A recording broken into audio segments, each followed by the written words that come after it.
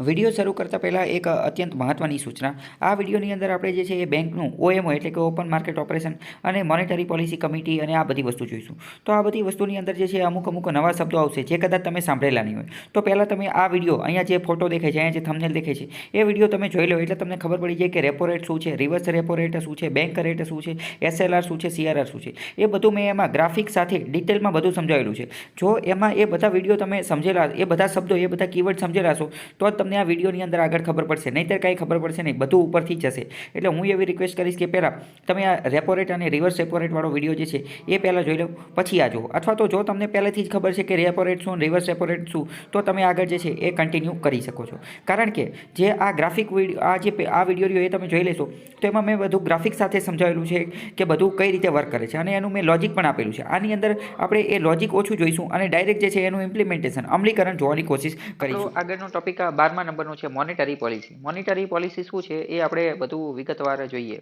પહેલાં તો મોનેટરી પોલિસીની ડેફિનેશન ખબર હોવી જોઈએ. Monetary policy is a macro economic policy. બે પ્રકારની વસ્તુ આવે, એક તો માઇક્રો ઇકોનોમિક અને એક તો મેક્રો ઇકોનોમિક. માઇક્રો ઇકોનોમિક એટલે કે નાના લેવલે કોઈ આયોજન કરવાનું હોય, જેમ કે એક કંપનીનું આયોજન કરવાનું હોય, એક ઘરનું આયોજન કરવાનું હોય તો એને માઇક્રો ઇકોનોમિક. જ્યારે મેક્રો ઇકોનોમિક એટલે કે આખા દેશનું બહુ મોટું આયોજન કરવાનું હોય એને મેક્રો ઇકોનોમિક હોય, આખા દેશનું આયોજન કરવાનું. તો monetary policy is a macro economic policy designed by central bank of country. કોના દ્વારા ડિઝાઇન કરવામાં આવે છે? તો કે જે તે દેશની કેન્દ્રીય બેંક દ્વારા. ભારતના કેસમાં કેન્દ્રીય બેંક કઈ છે? તો કે આરબીઆઈ.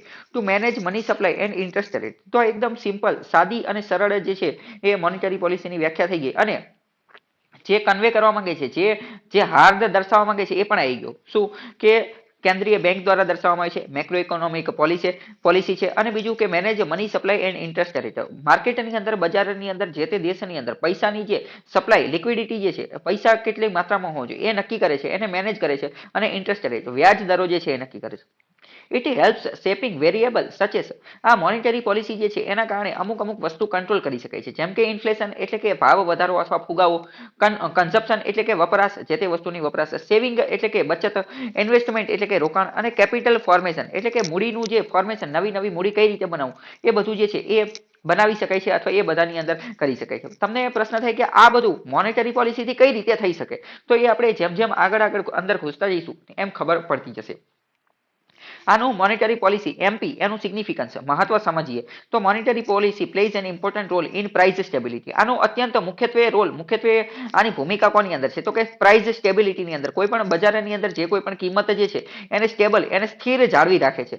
ટૂંકમાં મહત્વની વાત કહીએ તો કોઈ પણ વસ્તુ હોય એની પ્રાઇસ જે છે એ સ્ટેબલ, સ્થિર રહેવી જરૂરી છે. કોઈ પણ વસ્તુનો ભાવ અત્યંત વધી જાય તો એ પણ સારું નથી અને અત્યંત ઘટી જાય એ પણ સારું નથી. તમને એવું લાગે ઘટી જાય એમાં શું વાંધો? તો ઘટી જાય એમાં વેપારીને તો નુકસાન જાય ને. માની લો કે કોઈ 10 રૂપિયાના કિલો જે છે એ ટામેટા છે, 10 રૂપિયાના કિલો. માની લો કે આ 10 રૂપિયાના 100 રૂપિયા થઈ જાય તો ખરીદવા વાળાને મોંઘું પડી જાય. પરંતુ માની લો કે 10 રૂપિયાને 1 રૂપિયા થઈ જાય તોય વાંધો પડી જાય, તો જે ખેડૂત જે છે, વેચવા વાળો, એને વાંધો પડી જાય. એટલે કોઈ ભાવ જે છે એના એ સ્થિર રહેવો જરૂરી છે, એ કેવું સ્ટેબલ રહેવું જરૂરી છે. તો ઇન્ફ્લેશન કંટ્રોલ માટે મહત્વની છે. ઇકોનોમિક ગ્રોથ, આર્થિક વિકાસ માટે પણ જરૂરી છે. કોણ? Monetary policy. જોબ ક્રિએશન, નવી નોકરીઓના નિર્માણ માટે, સોશિયલ જસ્ટિસ, સામાજિક ન્યાય માટે પણ આ બધી વસ્તુ જરૂરી છે ઇકોનોમીની અંદર. કેવી રીતે જરૂરી છે એ ધીમે ઓટોમેટિક ખબર પડતી જશે. આગળ વાત કરીએ તો મિલ્ટન ફ્રીડમેન નામનો એક અમેરિકન ઇકોનોમિસ્ટ હતો. એણે રિસર્ચની અંદર મોનેટરી પોલિસી ઉપર રિસર્ચ કરેલું હતું અને કીધું કે અને એના અંતર્ગત મોનેટરી પોલિસી નામનો સબ્જેક્ટ જે છે એ વધુ પોપ્યુલર થયેલો હતો, વધુ ફેમસ થયેલો હતો. એટલે એક રીતે એવું કહી શકાય કે Milton Friedman is the father of monetary policy, એવું એક રીતે કહી શકાય. એને આની માટે 1976માં નોબેલ પ્રાઇઝ પણ મળેલું હતું ઇકોનોમીની અંદર. આગળ બીજી એક વાત કરીએ કે એક ફિલિપ કરવા આવે છે. ફિલિપ કર્વ શું છે એ આપણે થોડું સમજીએ. આ ક્વેશ્ચન પણ ઘણી બધી વાર પૂછાતો હોય છે, ડાયરેક્ટ જીપીએસસીમાં પૂછે છે કે ફિલિપ કર્વ એટલે શું? તો ફિલિપ કર્વ આ એક રીતનો એવો વક્ર છે અથવા તો એક રીતનો એવો આલેખ છે કે જે ઇન્ફ્લેશન એટલે કે ભાવ વધારો, એટલે કે ફુગાવો, અને અનએમ્પ્લોયમેન્ટ, બેરોજગારી, એ બંને વચ્ચેનો સંબંધ દર્શાવે છે. અને આ બંને વચ્ચેનો સંબંધ જે છે એ ઇન્વર્સ હશે, એટલે કે વ્યસ્ત હશે. કઈ રીતે વ્યસ્ત હશે એ હું તમને થોડું અત્યારે જ સમજાવી દઉં.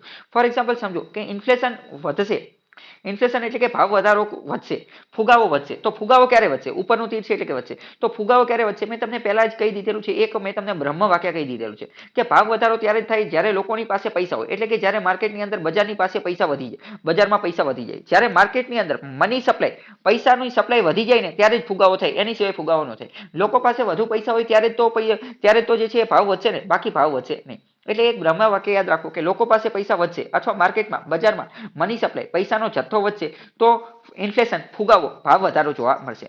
તો સમજો કે લોકો પાસે પૈસા વધી ગયા તો લોકો પાસે પૈસા વધ્યા કેમ હશે? લોકો પાસે પૈસા વધ્યા હશે કારણ કે લોકોને નોકરી મળેલી હશે. નોકરી મળી હશે તો જ પગાર મળ્યો હશે અને પગાર મળ્યો હશે તો જ જે છે એ પૈસા મળ્યા હશે. એટલે કે ટૂંકમાં આપણે એવું કહી શકીએ કે ઇન્ફ્લેશન વધે છે એનું આપણે એક કારણ એ પણ કહી શકીએ કે નોકરી વધી રહી છે. નોકરી કેવી છે? વધી રહી છે. ઇન્ફ્લેશન વધે એનો મતલબ શું? નોકરી વધી રહી છે. નોકરી વધશે તો બેરોજગારી ઘટશે. નોકરી વધશે તો બેરોજગારી ઘટશે. તો ફિલિપ કર્વે એ જ કન્વે કરવા માંગે છે. શું કન્વે કરવા માંગે છે? કે ઇન્ફ્લેશન ભાવ વધારો વધશે તો બેરોજગારી ઘટશે. બરાબર. અને આ જ વસ્તુ ઊંધું પણ ચાલશે. જો બેરોજગારી ઘટશે તો ભાવ વધશે. કેમ? કારણ કે બેરોજગારી ઘટશે તો વધુ ને વધુ લોકોને નોકરી મળશે. તો પગાર આવશે તો પૈસા આવશે અને પૈસા આવશે તો લોકો વધુ ને વધુ ડિમાન્ડ કરશે, વધુ ને વધુ ખરીદશે અને ઇન્ફ્લેશન ભાવ વધારો ફુગાવો વધશે. બરાબર. તો ફિલિપ કર્વે એટલે શું? આ ક્વેશ્ચન ફેક્ચ્યુઅલ લેવલનો ક્વેશ્ચન જે છે પૂછાઈ શકે. પરંતુ આવું બધી જ પરિસ્થિતિમાં યોગ્ય હોતું નથી. સ્ટેગફ્લેશનની અંદર આવું જોવા મળતું નથી. પરંતુ અત્યારે ખાલી આપણે એવું યાદ રાખીએ કે ફિલિપ કર્વ એ નોર્મલ કન્ડિશનની અંદર જે છે એ વર્ક કરે છે અને એનું શું કહેવાનું થાય છે કે ઇન્ફ્લેશન અને અનએમ્પ્લોયમેન્ટ એટલે કે ઇન્ફ્લેશન એટલે શું થાય? ફુગાવો, ભાવ વધારો અને બેરોજગારી એ બંને વિરુદ્ધમાં હોય છે. બંને કેવા? વિરુદ્ધ ચાલે છે. જ્યારે આની બદલે ઇન્ફ્લેશનની બદલે આપણે એવું કહી ફિલિપ કર્વ અનુસાર ઇન્ફ્લેશન અને એમ્પ્લોયમેન્ટ આ બંને કઈ રીતે ચાલશે? ઇન્ફ્લેશન અને એમ્પ્લોયમેન્ટ એ બંને કઈ રીતે ચાલશે? એ બંને જોડે એટલે કે બંને એક સાથે સમ પ્રમાણની અંદર હશે. ઇન્ફ્લેશન અને અનએમ્પ્લોયમેન્ટ વ્યસ્ત પ્રમાણમાં જે છે જ્યારે ઇન્ફ્લેશન અને એમ્પ્લોયમેન્ટ એ સમ પ્રમાણની અંદર સીધા પ્રમાણની અંદર ચાલશે. Okay. Therefore stable and moderate inflation is good for economy. તો આ બધી વસ્તુ ઉપરથી આપણને એટલી તો ખબર પડી શું કે ઇકોનોમી સારા અર્થતંત્ર માટે, સારી ઇકોનોમી માટે જે છે ઇન્ફ્લેશન એટલે કે અમુક હદે ફુગાવો હોવો પણ જરૂરી છે. ફુગાવો કેવો હોવો જોઈએ? મોડરેટ એટલે કે મધ્યમ લેવલનો ફુગાવો હોવો પણ જરૂરી છે. બરાબર. આપણે એવું ન કહી શકીએ કે એકદમ ઝીરો ભાવ થઈ જવો જોઈએ. જેમ કે આપણે 10 રૂપિયાના ઉદાહરણ જોયું કે 10 રૂપિયા કિલો ટામેટાનું ઉદાહરણ છે. બરાબર. ભાવ છે. હવે માની લો કે ઇન્ફ્લેશન 100 રૂપિયા થઈ ગયું તો એ મોંઘું પડે, પરંતુ 1 રૂપિયા થઈ ગયો તો એ પણ સારું નથી. એટલે એનો મતલબ એમ કે ઇન્ફ્લેશન ફુગાવો ભાવ વધારો એ મોડરેટ લેવલનો હોવો જરૂરી છે. અમુક હદની અંદર અમુક મર્યાદામાં રહેવો જરૂરી છે. કારણ કે અમુક હદમાં અમુક મર્યાદામાં રહેશે તો જોબ ક્રિએશન પણ થશે. So RBI tries to keep inflation with 2 to 6% CPI. આથી RBI હંમેશા કોશિશ કરે છે. શું કોશિશ કરે છે? ઇન્ફ્લેશન ફુગાવો ભાવ વધારાને કંટ્રોલમાં રાખવાની, રેગ્યુલેટ કરવાની, નિયંત્રણમાં રાખવાની. કેવી રીતે નિયંત્રણમાં રાખે છે? તો 2 થી 6% ની અંદર નિયંત્રણમાં રાખે છે. 2 થી 6% અંદરમાં. એટલે એક રીતે એવું કહી શકીએ કે 4% પ્લસ ઓર માઇનસ એટલે કે 2% થી તે 6% અંદર ભાવ વધારો જે છે એ કંટ્રોલમાં રાખવાની કોશિશ કરે છે. તો આરબીઆઈ આવું કરે છે કઈ રીતે? તો આરબીઆઈ આવું કરે છે મોનેટરી પોલિસી કમિટીના માધ્યમથી.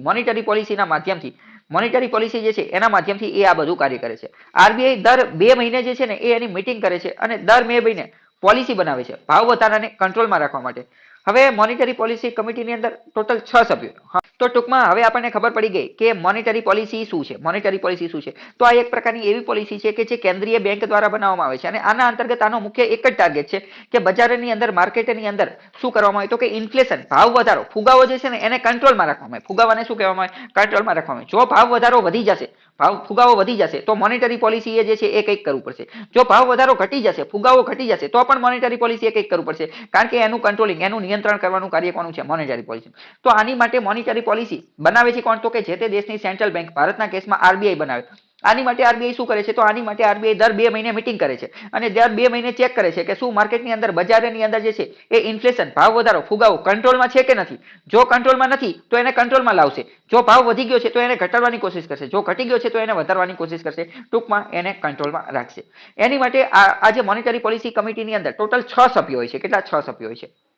આ બધી વસ્તુ આપણે જોઈએ કે 6 સભ્ય એન ઓલન પેલન. બરાબર. પરંતુ અહીંયા એક બીજી વસ્તુ પણ જોઈ લઈએ કે એક લખેલું છે કે ઇન્ફ્લેશનનો ટાર્ગેટ આરબીઆઈ નો કેટલો છે? 2 થી 6%. એટલે કે મોનેટરી પોલિસી કમિટી એ ભેગી થઈ દર 2 મહિને ભેગી થઈ અને નક્કી કરશે કે ફુગાવો ઇન્ફ્લેશનનો દર એ 2 થી 6% ની અંદર રહે. 2 થી 6% ની અંદર રહે. 2 થી 6% પણ કોનું? સીપીઆઈ ને ધ્યાનમાં રાખીને. સીપીઆઈ એટલે કે કન્ઝ્યુમર પ્રાઇસ ઇન્ડેક્સ. સમગ્ર ભારતની અંદર સીપીઆઈ ને ધ્યાનમાં રાખીને. સીપીઆઈ શું છે? તો સીપીઆઈ એક રીતનો દર છે. કોની માટેનો? તો કે ફુગાવો માપવા માટેનો. જેવી રીતે ડબલ્યુપીઆઈ છે હોલસેલ પ્રાઇસ ઇન્ડેક્સ, સીપીઆઈ છે કન્ઝ્યુમર પ્રાઇસ ઇન્ડેક્સ, એ એક રીતે ફુગાવો એટલે કે જે તે વસ્તુમાં ભાવ વધારો માપવા માટેનું એક ઇન્ડેક્સ છે. એક પ્રકારનું શું છે? ઇન્ડેક્સ છે કે જેના આધારે આપણે ભાવ વધારો માપી શકીએ. ટૂંકમાં આખા લેસનમાંથી આપણને એટલું જાણવા મળ્યું કે અમેરિકાનો એક ઇકોનોમિસ્ટ હતો મિલ્ટન ફ્રીડમેન, એણે આ મોનેટરી પોલિસીને વધારે ફેમસ કરી. મોનેટરી પોલિસી શું છે તો કે જે તે દેશની સેન્ટ્રલ બેંક કેન્દ્રીય બેંક બનાવે છે એનો મુખ્ય ઉદ્દેશ્ય શું હોય છે, તો મુખ્ય ઉદ્દેશ્ય એ હોય છે કે એ ફુગાવો જે છે ઇન્ફ્લેશન જે છે એને કંટ્રોલ કરી શકે. હવે સમજો આપણે હમણાં જ જોયું કે ઇન્ફ્લેશનને જો કોઈ કંટ્રોલ કરશે તો ઇન્ફ્લેશનને કંટ્રોલ કરશે તો અનએમ્પ્લોયમેન્ટને પણ કંટ્રોલ કરી જ શકશે. કેમ? કારણ કે સમજો ઇન્ફ્લેશન વધશે તો અનએમ્પ્લોયમેન્ટ ઘટશે, એવું આપણે ઓલરેડી ફિલિપ કર્વમાં જોઈ લીધું. ફિલિપ કર્વમાં તો હવે તમને ખબર પડી ગઈ કે આરબીઆઈની મોનેટરી પોલિસીને ઇન્ફ્લેશન સાથે લેવા દેવા છે. જો એને ઇન્ફ્લેશન સાથે લેવા દેવો હોય તો એને અનએમ્પ્લોયમેન્ટ એટલે કે બેરોજગારી સાથે ઓટોમેટિક લેવા દેવા હોઈ શકે, અને બેરોજગારી સાથે લેવા દેવો હોય તો ઓટોમેટિક રોજગારી સાથે લેવા દેવા હોઈ શકે. અને જો રોજગારી સાથે લેવા દેવો હોય, કારણ કે જો જેમ વધુ ને વધુ લોકોને રોજગારી મળશે, માની લો કે વધુ ને વધુ લોકોને રોજગારી મળશે તો વધુ અને વધુ કંપની સ્થપાશે, વધુ અને વધુ કારખાના બનશે, વધુ અને વધુ ફેક્ટરી બનશે, મતલબ કે વધુ અને વધુ ગ્રોથ થશે, ઇકોનોમિક ગ્રોથની અંદર વધારો થશે, વધુ અને વધુ પ્રોડક્શન થશે. જેટલું વધુ પ્રોડક્શન થશે તો એટલું અને એટલું વધુ શું થશે? ઇકોનોમિક ગ્રોથ થશે. બરાબર. તો હવે તમે ફરીથી આનું સિગ્નિફિકન્સ વાળી લાઈન જુઓ. Monetary policy plays important role, મહત્વનો રોલ ભજવે છે પ્રાઇસ સ્ટેબિલિટીની, ઇન્ફ્લેશનની અંદર. આપણે જોઈ લીધું ઇકોનોમિક ગ્રોથ થાય તો કે હા થાય, કઈ રીતે અત્યારે કારણ સહિત સમજાવી દીધું. જોબ ક્રિએશન થાય, સોશિયલ જસ્ટિસ મળે, તો આ બધું મેં તમને હવે ડિટેલમાં કારણ સહિત સમજાવી દીધું. હવે સમજી ગયા કે મોનેટરી પોલિસી શું છે. હવે મોનેટરી પોલિસીની અંદર વાત કરીએ તો મોનેટરી પોલિસીના અમુક હથિયારો છે. મોનેટરી પોલિસી આપણે જોયું કે એ દર 2 મહિને ભેગા થાય છે. એની અંદર ટોટલ 6 સભ્યો હોય છે. 3 સભ્ય જે છે એ સરકાર તરફથી હોય છે અને 3 સભ્ય જે છે એ આરબીઆઈ તરફથી હોય છે. આના હેડ કોણ હોય છે? તો આના ચેરમેન હોય છે આરબીઆઈના ગવર્નર. આરબીઆઈના ગવર્નર જે છે એના ચેરમેન હોય છે. મોનેટરી પોલિસી કમિટી દર 2 મહિને ભેગા થઈ અને શું કરે? તો આપણે પહેલા જોઈ લીધું કે દર 2 મહિને ભેગા થઈ અને ઇન્ફ્લેશન ફુગાવો ભાવ વધારાને રેગ્યુલેટ કંટ્રોલમાં રાખવાની કોશિશ કરે. કેટલો કંટ્રોલમાં રાખે? તો કે 2 થી 6% અંદર કંટ્રોલમાં રાખે. તો કંટ્રોલમાં રાખવા માટે એમને શું કરે? માની લો કે એમને ખબર પડી કે ભાવ વધી ગયો છે તો ભાવ ઘટાડવા માટે શું કરે? અથવા તો ભાવ ઘટી ગયો છે તો ભાવ વધારવા માટે શું કરે? તો એની માટે એની પાસે અમુક પ્રકારના હથિયારો છે અથવા અમુક પ્રકારના ટૂલ છે, અમુક પ્રકારના સાધનો છે. આ સાધનો 2 પ્રકારના છે, એક તો ક્વોન્ટિટેટિવ ટૂલ અને એક તો ક્વોલિટેટિવ ટૂલ. આ બંને ટૂલ, આ બંને સાધનો, આ બંને હથિયારો આપણે જોઈએ. પહેલા મોનેટરી પોલિસીના ક્વોન્ટિટેટિવ ટૂલ. ક્વોન્ટિટેટિવ ટૂલ એટલે કે પરિમાણાત્મક સાધન. ક્વોન્ટિટી એટલે જથ્થો, ગણી શકાય એવું. આ એવા સાધનો છે કે જેને ગણી શકાય એવા સાધનો. બરાબર. તો ગણી શકાય એવા સાધનો એ કઈ રીતે વર્ક કરશે એ આપણે જોઈએ. પહેલું એનું સાધન છે સીઆરઆર, એસએલઆર, એ બધું. પહેલું સાધન કેવું છે? સીઆરઆર અને એસએલઆર. સીઆરઆર એટલે કે કેશ રિઝર્વ રેશિયો, એસએલઆર એટલે કે સ્ટેટ્યુટરી રિઝર્વ રેશિયો.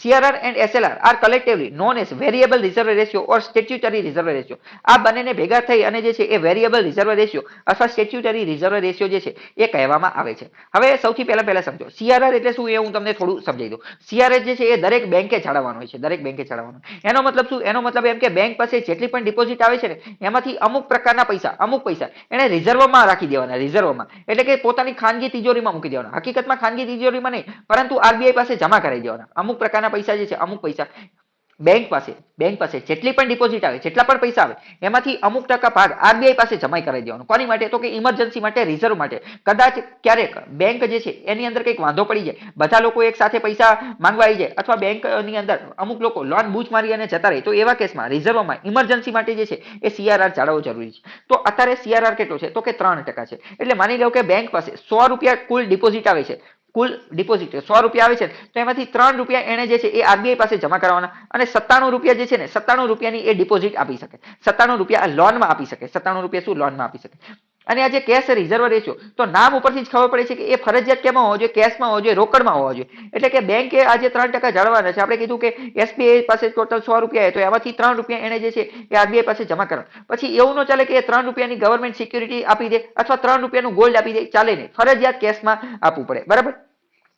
બીજું જોઈએ એસએલઆર. એસએલઆર નો મતલબ થાય સ્ટેચ્યુટરી લિક્વિડિટી રેશિયો. આ પણ એક પ્રકારની એવી જ વસ્તુ છે કે જેના અંતર્ગત બેંક પાસે જેટલી પણ ડિપોઝિટ આવે તો એમાંથી અમુક પ્રકારનો હિસ્સો, અમુક ટકા હિસ્સો જે છે ને એ સાઈડમાં અલગ રાખવાનો. પરંતુ આ જે એસએલઆર જે છે ને એ સ્ટેચ્યુટરી છે. એટલે એનો મતલબ શું? એ ગોલ્ડમાં પણ રાખી શકાય અને એ જીસેક ગવર્મેન્ટ સિક્યુરિટીની અંદર પણ રાખી શકાય. બરાબર. આટલી વસ્તુ ખ્યાલ આવી. અત્યારે જે આ એસએલઆર જે છે ને એ 18% છે, એ 18% છે. તો એનો મતલબ શું? એનો મતલબ એમ કે માની લો કે એસબીઆઈ જે છે, એસબીઆઈ પાસે કુલ ડિપોઝિટ 100 રૂપિયા આવેલી છે, 100 રૂપિયા. તો આ 100 રૂપિયામાંથી 18 રૂપિયા જે છે ને 18 રૂપિયા એને સાઈડમાં રાખી દેવાના, એ સાઈડમાં રાખી દેવાના. આ જે એસએલઆર જે છે ને એસએલઆર એ આરબીઆઈ પાસે જમા નથી કરવાનો, એ બેંકે પોતાની પાસે જ રાખવાનો છે, બેંકની બ્રાન્ચની અંદર જ રાખવાનો છે. એ જે સીઆરઆર હતો, કેશ રિઝર્વ રેશિયો, એ ફરજિયાત આરબીઆઈ પાસે જમા કરવાનો. જ્યારે એસએલઆર આરબીઆઈ પાસે નથી જમા કરવાનો, પોતાની પાસે જ રાખવાનો છે.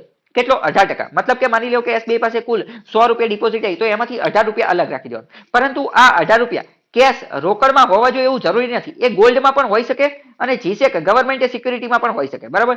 આ જ વસ્તુમાં અલગ અલગ વિધાન પૂછાઈ જશે, જેમ કે સીઆરઆર આરબીઆઈ પાસે જમા કરાવવાનો છે, તો કે સાચી વાત. સીઆરઆર જે છે એ કેટલો છે, તો કે 3% અથવા 4%, અત્યારે ફરી ગયો છે, તમે જોઈ લેજો, આઈ થિંક 3% છે, એકવાર રીચેક કરી લેજો. પછી કે સીઆરઆર જે છે એ ફરજિયાત કેશ રોકડમાં રાખવાનો છે, તો કે સાચી વાત. એસએલઆર ક્યાં જમા કરાવવાનો છે, આરબીઆઈ પાસે, તો કે ખોટી વાત, આરબીઆઈ પાસે નહીં, એસએલઆર તો પોતાની પાસે રાખવાનો. એસએલઆર કેટલો છે, તો કે 18%. એસએલઆર માં માત્ર રોકડ જ રાખવાની છે, તો ખોટી વાત, કારણ કે એસએલઆર માં જે છે એ સોનું, ગોલ્ડ અને જીસેક પણ રાખી શકાય, બરાબર. તો આ બંને જે છે એ આરબીઆઈ ના મોનેટરી પોલિસી કમિટીના મહત્વના ટૂલ, મહત્વના હથિયાર, મહત્વના સાધન છે. કોની બાબતના, તો કે ક્વોન્ટિટેટિવ ટૂલ છે.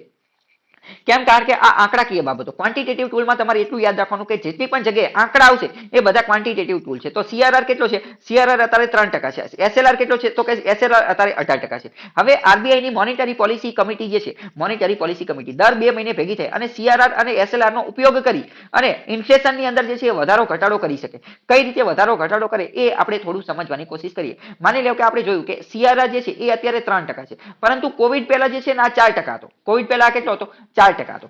હવે માની લો કે સ્ટેટ બેંક ઓફ ઇન્ડિયા જે છે એસબીઆઈ, એની પાસે કુલ ડિપોઝિટ આવે છે 100 રૂપિયા, કુલ ડિપોઝિટ આવે છે 100 રૂપિયા. તો પહેલાના સમયની અંદર જ્યારે કોવિડ હતો ત્યારે આ 100 માંથી 4 રૂપિયા એને બેંક 4 રૂપિયા જે છે એ આરબીઆઈ પાસે જમા કરવાના. તો એની પાસે લોન આપવા માટે કેટલી રકમ બાકી રહે, 96 રૂપિયા બાકી રહે. કેટલી, 96 રૂપિયા બાકી રહે, 96 રૂપિયા. પરંતુ હવે એ કેટલો થઈ ગયો છે, હવે 3% થઈ ગયો છે, હવે 3%. તો હવે માની લો કે એસબીઆઈ પાસે 100 રૂપિયા ડિપોઝિટ જમા થાય છે, તો આરબીઆઈ પાસે કેટલા જમા કરવાના, તો કે 3 રૂપિયા જમા કરવાના. તો હવે લોન આપવા માટે પૈસા કેટલા બાકી રહેશે, લોન આપવા માટે પૈસા 97 રૂપિયા બાકી રહેશે. એટલે કે પહેલા કરતા હવે 1 રૂપિયો વધુ લોન આપી શકશે. તો આવી રીતે બધી બેંકને જે છે એ 1% વધુ લોન આપવાની સુવિધા મળી. આનો મતલબ મની સપ્લાય વધશે કે ઘટશે, તમે મને ખાલી એટલું કહો, માર્કેટની અંદર પૈસા વધશે કે ઘટશે, વધશે. કેમ, કારણ કે પહેલા જે છે એ 3% પૈસા એ આરબીઆઈ પાસે પહેલા 4% પૈસા જમા કરવાના હતા, હવે 3% કરવાના છે. એટલે કે આ 1% નો જે ઘટાડો થયો, એટલે કે માર્કેટની અંદર મની સપ્લાય કેટલો વધી જશે, 1% જેટલો વધી જશે, 1% જેટલો વધી જશે. તો આ વસ્તુનો આરબીઆઈ ઉપયોગ કરે, જેમ કે અત્યારે જ ઉપયોગ કર્યો મોનેટરી પોલિસી કમિટીમાં, મેં તમને કહી દીધું. કેમ, કારણ કે જ્યારે કોવિડ હતો ત્યારે 4% હતું, ત્યારે શું થયું હતું, તો કે ત્યારે જે છે એ લોકો પૈસા વાપરતા નતા. લોકો શું હતું, પૈસા વાપરતા નતા, પૈસા હતા તોય તે તિજોરીમાં મૂકી દેતા હતા. તો આરબીઆઈ સીઆરઆર ઘટાડ્યો, જેના કારણે શું થાય, માર્કેટની અંદર મની સપ્લાય વધે. ત્યારે કોવિડ વખતે કેવું થઈ ગયું હતું, તો કે ડિફ્લેશન જેવું, એટલે કે ભાવ ઘટાડો થઈ ગયો હતો. તો આવા કેસની અંદર બધું કંટ્રોલમાં લાવવા માટે એને આ પ્રકારની વસ્તુ કરી. કે હવે સમજો, હવે આમાં ક્વેશ્ચન ઘણી બધી વાર એવો પણ પૂછે કે સીઆરઆર ઘટાડશે તો બેંક વધુ લોન આપી શકશે કે ઓછી લોન આપી શકશે? જો યસ, ધેટ ઇઝ રાઈટ, બરાબર. જો સીઆરઆર ઘટાડશે તો બેંક વધુ લોન આપી શકશે. માની લો કે પહેલા સીઆરઆર 4% હતો, તો પહેલા જે છે, હવે માની લો કે 100 રૂપિયાની ડિપોઝિટ આવે છે, તો પહેલા 4 રૂપિયા જમા કરાવી દીધા, તો બચ્યા કેટલા, 96 રૂપિયા. તો પહેલા 96 રૂપિયા લોન આપી શકતી હતી બેંક. હવે માની લો કે ઘટાડ્યો, તો 4% નો 3% કરી નાખો, તો 3 રૂપિયા જમા કરવાના, તો 97 લોન આપી શકે, તો પહેલા કરતા વધારે આપી શકે છે. તો આવી રીતના ક્વેશ્ચન પણ પૂછાતા હોય છે. એસએલઆર ની અંદર પણ સેમ વસ્તુ છે. જો એસએલઆર પણ વધશે તો લોન ઘટશે, તો લોન ઓછા પ્રમાણમાં આપી શકશે. જો એસએલઆર ઘટશે તો લોન જે છે એ પણ વધુ આપી શકાશે. તો આ બંનેનો જે છે એ વિરોધ પ્રમાણ છે. તો હવે આપણે થોડું સમજી શકીએ કે આરબીઆઈ ની મોનેટરી પોલિસી પાસે બે પ્રકારના હથિયાર, બે પ્રકારના ટૂલ, સાધન છે, સીઆરઆર અને એસએલઆર. આના માધ્યમથી એ શું કરશે, આના માધ્યમથી એ ઇકોનોમીની અંદર, અર્થતંત્રની અંદર, માર્કેટની અંદર પૈસામાં વધારો અથવા ઘટાડો કરી શકશે. કઈ રીતે વધારો કરશે, માની લો કે સીઆરઆર માં વધારો કરશે તો પૈસા ઘટી જશે, એસએલઆર માં વધારો કરશે તો પૈસા ઘટી જશે. એવી રીતે વધારો અને ઘટાડો બંને કરી શકે. પૈસામાં વધારો ઘટાડો થશે તો ઇન્ફ્લેશન, ફુગાવો જે છે એની ઉપર પણ એની અસર થઈ જશે, એટલે કે એને કંટ્રોલમાં રાખી શકશે. તો પહેલા જ આપણે મોનેટરી પોલિસીની વ્યાખ્યામાં જોઈ લીધું કે એનું મુખ્ય કાર્ય શું છે, તો કે ઇન્ફ્લેશન, ફુગાવાને કંટ્રોલમાં રાખવાનું. તો એની માટે ક્વોન્ટિટેટિવ ટૂલ સીઆરઆર એસએલઆર નો ઉપયોગ કરે, બરાબર. કેવી રીતે ઉપયોગ કરે, કઈ રીતે ઉપયોગ કરે એ ખ્યાલ આવી ગયો. હવે આગળ સમજીએ કે શું કહે છે. સીઆરઆર અને એસએલઆર અહીં આપેલું છે, તો એ રીતે જોતા જઈએ. CRR cache reserve ratio, SLR statutory reserve ratio. CRR bank must keep this deposit with RBI. CRR ફરજિયાત આરબીઆઈ પાસે રાખવાનો, મેં તમને પહેલા કીધું. RBI doesn't pay interest on this deposit. હવે માની લો કે એસબીઆઈ જે છે, એસબીઆઈ પાસે 100 રૂપિયા ડિપોઝિટ આવી, 100 રૂપિયામાંથી માની લો કે 3% જે છે આરબીઆઈ ને આપવાના, 3 રૂપિયા આરબીઆઈ. પરંતુ આરબીઆઈ આ 3 રૂપિયા ઉપર એસબીઆઈ ને કઈ વ્યાજ આપશે ને, કોઈ વ્યાજ મળશે ને. એ તો એમને ખાલી બાતલ એમને પૈસા પડેલા છે, એનો કોઈ યુટિલાઇઝ નથી, એનો કોઈ ઉપયોગ જ નથી, એના કોઈ વ્યાજ મળશે નહીં, બરાબર. RBI doesn't pay interest except in extraordinary circumstances like 1999 banking slowdown. પરંતુ અમુક વાર એક્સ્ટ્રાઓર્ડિનરી કન્ડિશન આવે તો આરબીઆઈ કદાચ જે છે એ એને વ્યાજ આપી શકે છે, જેમ કે 1999 માં બેન્કિંગ સ્લોડાઉન આવી ગયું હતું ત્યારે. હવે એટલે કે ટૂંકમાં સીઆરઆર નો મુખ્ય ઉદ્દેશ્ય શું છે કે બેંકમાં જ્યારે બધા લોકો લોન બૂચ મારી અને જતા રહે આવા કેસની અંદર જે છે ઇમરજન્સી માટેનો જ આનો ઉપયોગ છે, બીજો કોઈ ઉપયોગ છે નહીં. આગળ વાત કરીએ એસએલઆર. એસએલઆર એટલે કે સ્ટેચ્યુટરી લિક્વિડિટી રેશિયો.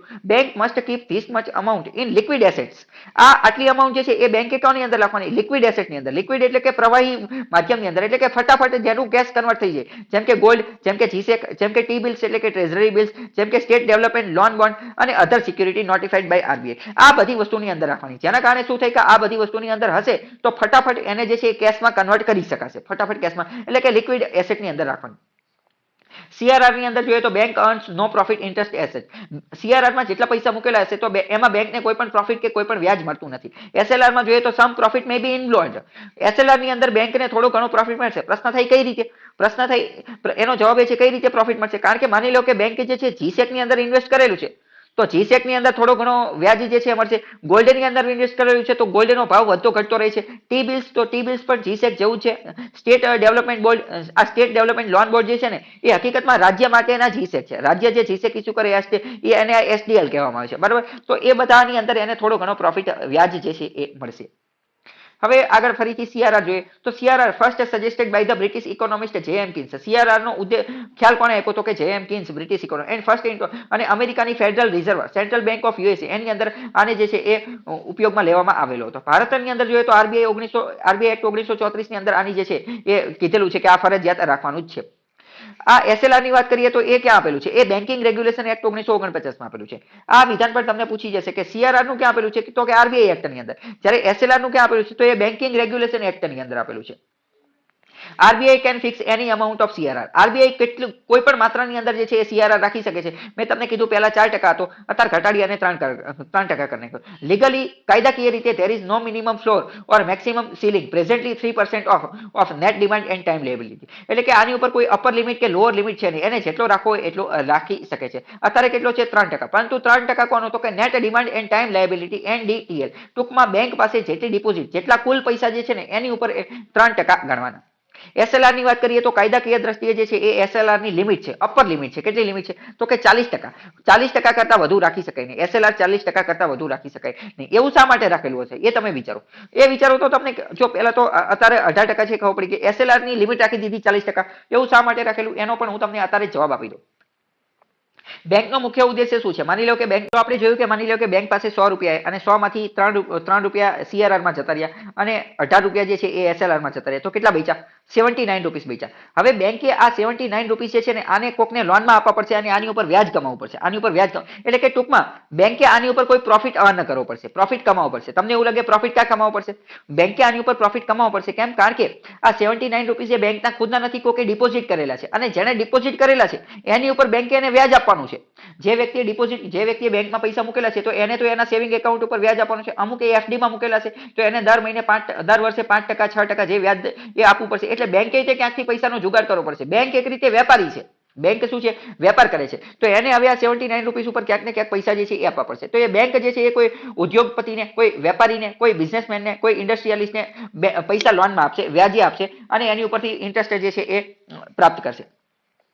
હવે સમજો આવું બધું કરશે એના કારણે શું થશે? ઇકોનોમી ગ્રો થશે. કઈ રીતે? માની લો કે બેંકે કોઈ વેપારીને આપ્યા તો એ વેપાર કરશે તો અર્થતંત્રની અંદર નવું પ્રોડક્શન થશે. માની લો કે કોઈ વ્યક્તિ લોન લઈ ગયો અને નવું કારખાનું બનાવ્યું, કાચનું કારખાનું બનાવ્યું, વાસણનું કારખાનું બનાવ્યું તો શું થશે? ઇકોનોમી ગ્રો થશે, પ્રોડક્શન થશે. તો એક રીતે સારી વસ્તુ છે.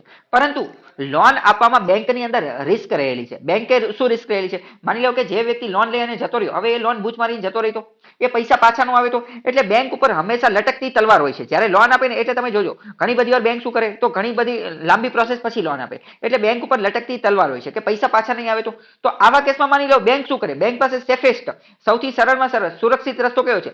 બધા પૈસા એસએલઆર માં નાખી દે. એવું ન બની શકે. કારણ કે એસએલઆર માં એને થોડો ઘણો પ્રોફિટ તો થવાનો છે. તો શું કરે બેંક? શું કરે? બધા પૈસા એસએલઆર માં નાખી દે. બધા. આવું ન થાય એટલા માટે જે છે એ લિમિટ રાખેલી છે 40% અને અત્યારે કેટલી છે? 18%. ખ્યાલ આવ્યો?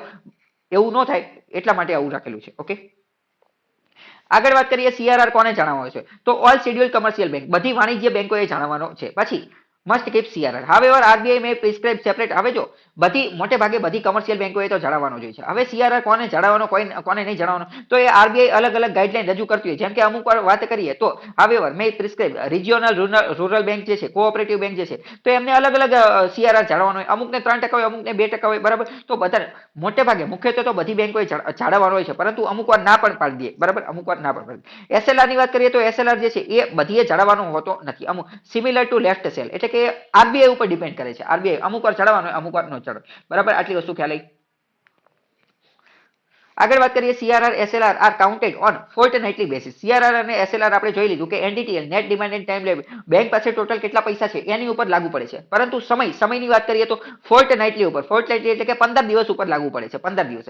હકીકતમાં ફોર્ટનાઇટલી નો મતલબ 15 દિવસ નો થાય, પરંતુ 14 રાત્રિ થાય. નાઇટ નો મતલબ ફોર્ટ એટલે 14, નાઇટ એટલે રાત્રિ, 14 રાત્રિની વાત કરે છે, પરંતુ આપણે એને 15 દિવસ કહીએ છીએ. If not maintain bank will have to pay penalty interest rate to the RBI. માની લો કે સીઆરઆર અને એસએલઆર કોઈ બેંક જાળવતી નથી, બરાબર. 3% જે બેંક પાસે આરબીઆઈ પાસે જમા કરી નથી કરાવતી અને એસએલઆર જમા નથી કરાવતી, તો એને પેનલ્ટી એટલે કે દંડ જે છે એ ભોગવવો પડે. હવે સમજો ઘણી બધી વાર એવું થાય, સીઆરઆર જે છે એ તો બેંકે આરબીઆઈ પાસે જમા કરવાનો છે, એટલે એ તો એને ખબર પડી જાય કે સીઆરઆર જાળવે છે કે નહીં, પરંતુ એસએલઆર તો એને બેંકે પોતાની પાસે જ રાખવાનો છે, પોતાની પાસે. હવે એવું બની શકે, કેવું બની શકે કે સ્ટેટ બેંક જે છે એ આરબીઆઈ ને કહી દે કે અમે 18% એસએલઆર જાળવેલો છે, પરંતુ ઓરિજિનલમાં નો જાળવેલો હોય, એવું બની શકે છે. તો આવું ઇન્ટરનલ કરપ્શન થતું હોઈ શકે છે, પરંતુ એ આપણે નથી વિચારવાનું. અત્યારે એ બધું વિચારવાનું નથી. એવું બનતું હોય છે, ઘણી બધી જગ્યાએ બનતું હોય, પરંતુ એ એમનો પ્રશ્ન છે. જ્યારે આરબીઆઈ ને ખબર પડી જાય ત્યારે એ એની ઉપર પેનલ્ટી લગાવી દે. કેટલી પેનલ્ટી લગાવે, કેવી રીતે પેનલ્ટી લગાવે, એ આપણને કઈ લેવા દેવા છે નહીં. અને આ પેનલ્ટીનો રેટ જે છે એ બેંક રેટ સાથે લેવા દેવા હોય છે. બેંક રેટ શું છે આપણે આગળ જોઈશું. CRR and SLR ensure monetary stability of India through 2 primary function. એટલે ટૂંકમાં વાત કરીએ સીઆરઆર અને એસએલઆર ભારતીય અર્થતંત્રની અંદર સ્ટેબિલિટી, સ્થિરતા જાળવવાનું કાર્ય કરે છે. બે મહત્વના કાર્ય કરે છે. CRR assisting money multiplier effect. તો સીઆરઆર ના માધ્યમથી મની મલ્ટીપ્લાયર ઇફેક્ટ ઉપર અસર થશે. જો સીઆરઆર વધશે તો મની મલ્ટીપ્લાયર ઘટશે. કઈ રીતે મલ્ટીપ્લાયર ઘટશે? કારણ કે સીઆરઆર એ તો બાતલમાં પૈસા પડ્યા રહેશે, એમને એનો કોઈ ઉપયોગ આવશે નહીં, બરાબર. જો એ વધુ ટૂંકમાં મની મલ્ટીપ્લાયર ક્યારે થાય? મેં તમને પહેલા જ કહી દીધું, મની મલ્ટીપ્લાયર ત્યારે થાય જ્યારે વ્યાજમાં આપેલું હોય, લોનમાં આપેલું હોય, ઇન્ટરેસ્ટ વ્યાજનો દર ટકાવારી હોય ત્યારે, બરાબર. બીજી વાત કરીએ CRR SLR provide buffer protection during a bank run. જ્યારે બેંક રન થઈ જાય એટલે કે બેંક બંધ કરવાની વાત આવે અથવા તો ઇમરજન્સી આવી જાય, બધા લોકો એક સાથે પૈસા લેવા પહોંચી જાય, ફેક ન્યૂઝ ને કે રૂમર અફવા બફવા જોઈને, તો ત્યારે સીઆરઆર અને એસએલઆર જે છે એ કામ આવી શકે છે. ખ્યાલ આવ્યો?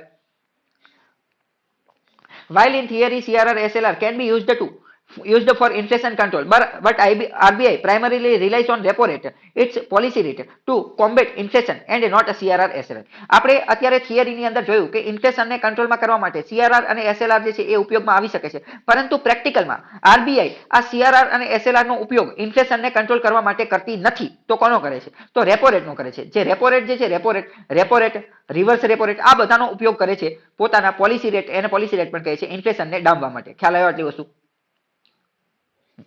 આગળ જોઈએ કે CRR SLR development in recent year, તાજેતરના વર્ષોની અંદર શું થયેલું છે. તો 2016 ની અંદર 100% ઇન્ક્રીમેન્ટલ સીઆરઆર ડ્યુરિંગ ડિમોનેટાઇઝેશન. હવે 2016 ની અંદર નોટબંધી થયેલી હતી ત્યારે સીઆરઆર જે છે એ 100% કરી નાખ્યો હતો. તમને એવું લાગે 100%? કઈ રીતે? તો કે હા 100%. કેમ? કારણ કે બધી બેંકોએ જે છે, માની લો કે એસબીઆઈ જે છે, તો એસબીઆઈ પાસે જેટલા કસ્ટમર લોકોએ જૂની નોટ જે છે એ જમા કરાવેલી છે, તો આ બધી જૂની નોટ એસબીઆઈ આરબીઆઈ ને તો આપવી જ પડશે ને. તો આરબીઆઈ ને ક્યારે આપશે? સીઆરઆર 100% કરશે ત્યારે તો આપશે ને. એટલે એ સમયે જે બધી બેંકો હતી એ બધી પાસે જેટલા પૈસા ભેગા થાય એ બધી પૈસા, બધી કરન્સી નોટ સીઆરઆર તરીકે આરબીઆઈ ને જમા કરાવવાની હતી, એટલે કે 100% કરી નાખ્યો હતો. અને આપણે ઓલરેડી પહેલા જોઈ લીધું કાયદાકીય રીતે સીઆરઆર ઉપર કોઈ લિમિટ નથી. એસએલઆર 100% ન કરી શકે, એસએલઆર 100% કરી શકાય નહીં, બરાબર, કારણ કે એની ઉપર લિમિટ છે. તો 100% કરી નાખ્યો હતો during demonetization. During demonetization RBI temporarily prescribe incremental CRR of 100% to drain excess liquidity in banks and prevent crashing of loan interest rate. અને એના કારણે જે છે એ લોનનો રેટ જે છે એ પણ ક્રેશ ન થાય. પહેલી વસ્તુ મેં તમને કહી દીધું એ. બીજું કારણ લોનનો રેટ ક્રેશ ન થાય એ કઈ રીતે એ સમજો. એસબીઆઈ જે છે, એસબીઆઈ માની લો તો ડિમોનેટાઇઝેશન વખતે શું થયું હતું? ડિમોનેટાઇઝેશન વખતે એસબીઆઈ ની ડિપોઝિટ જે છે એ તો ઘણી બધી વધી ગઈ હશે. કેમ? કારણ કે બધા લોકોએ જૂની નોટો જમા કરાવી દીધી હશે. હવે બધા નોટો જૂની નોટ જમા કરાવી દેશે એટલે એસબીઆઈ પાસે પૈસા કેવા થશે? પૈસા વધી જશે. પૈસા વધી તો આવા પૈસા વધી જાય તો આવા કેસની અંદર એને એમ લાગે કે હું વધુ લોન દઈ દઉં, અને એને પણ લોન દેવી જરૂર હતી. કેમ લોન દેવી જરૂર હતી? કારણ કે બધા લોકોએ જે જમા કરાયા છે પૈસા, એની ઉપર એને વ્યાજ આપવાનું છે. એસબીઆઈ એની ઉપર વ્યાજ, એટલે એ એવું વિચારશે કે હું વધુ ને વધુ લોકોને લોન આપું. વધુ ને વધુ લોકોને લોન આપવાના કેસની અંદર માની લો કે એક જણા 10%, બીજા 9%, તો આવી રીતે વ્યાજ દર, લોનનો દર જે છે એ ઘટી શકે છે, ક્રેશ થઈ શકે છે.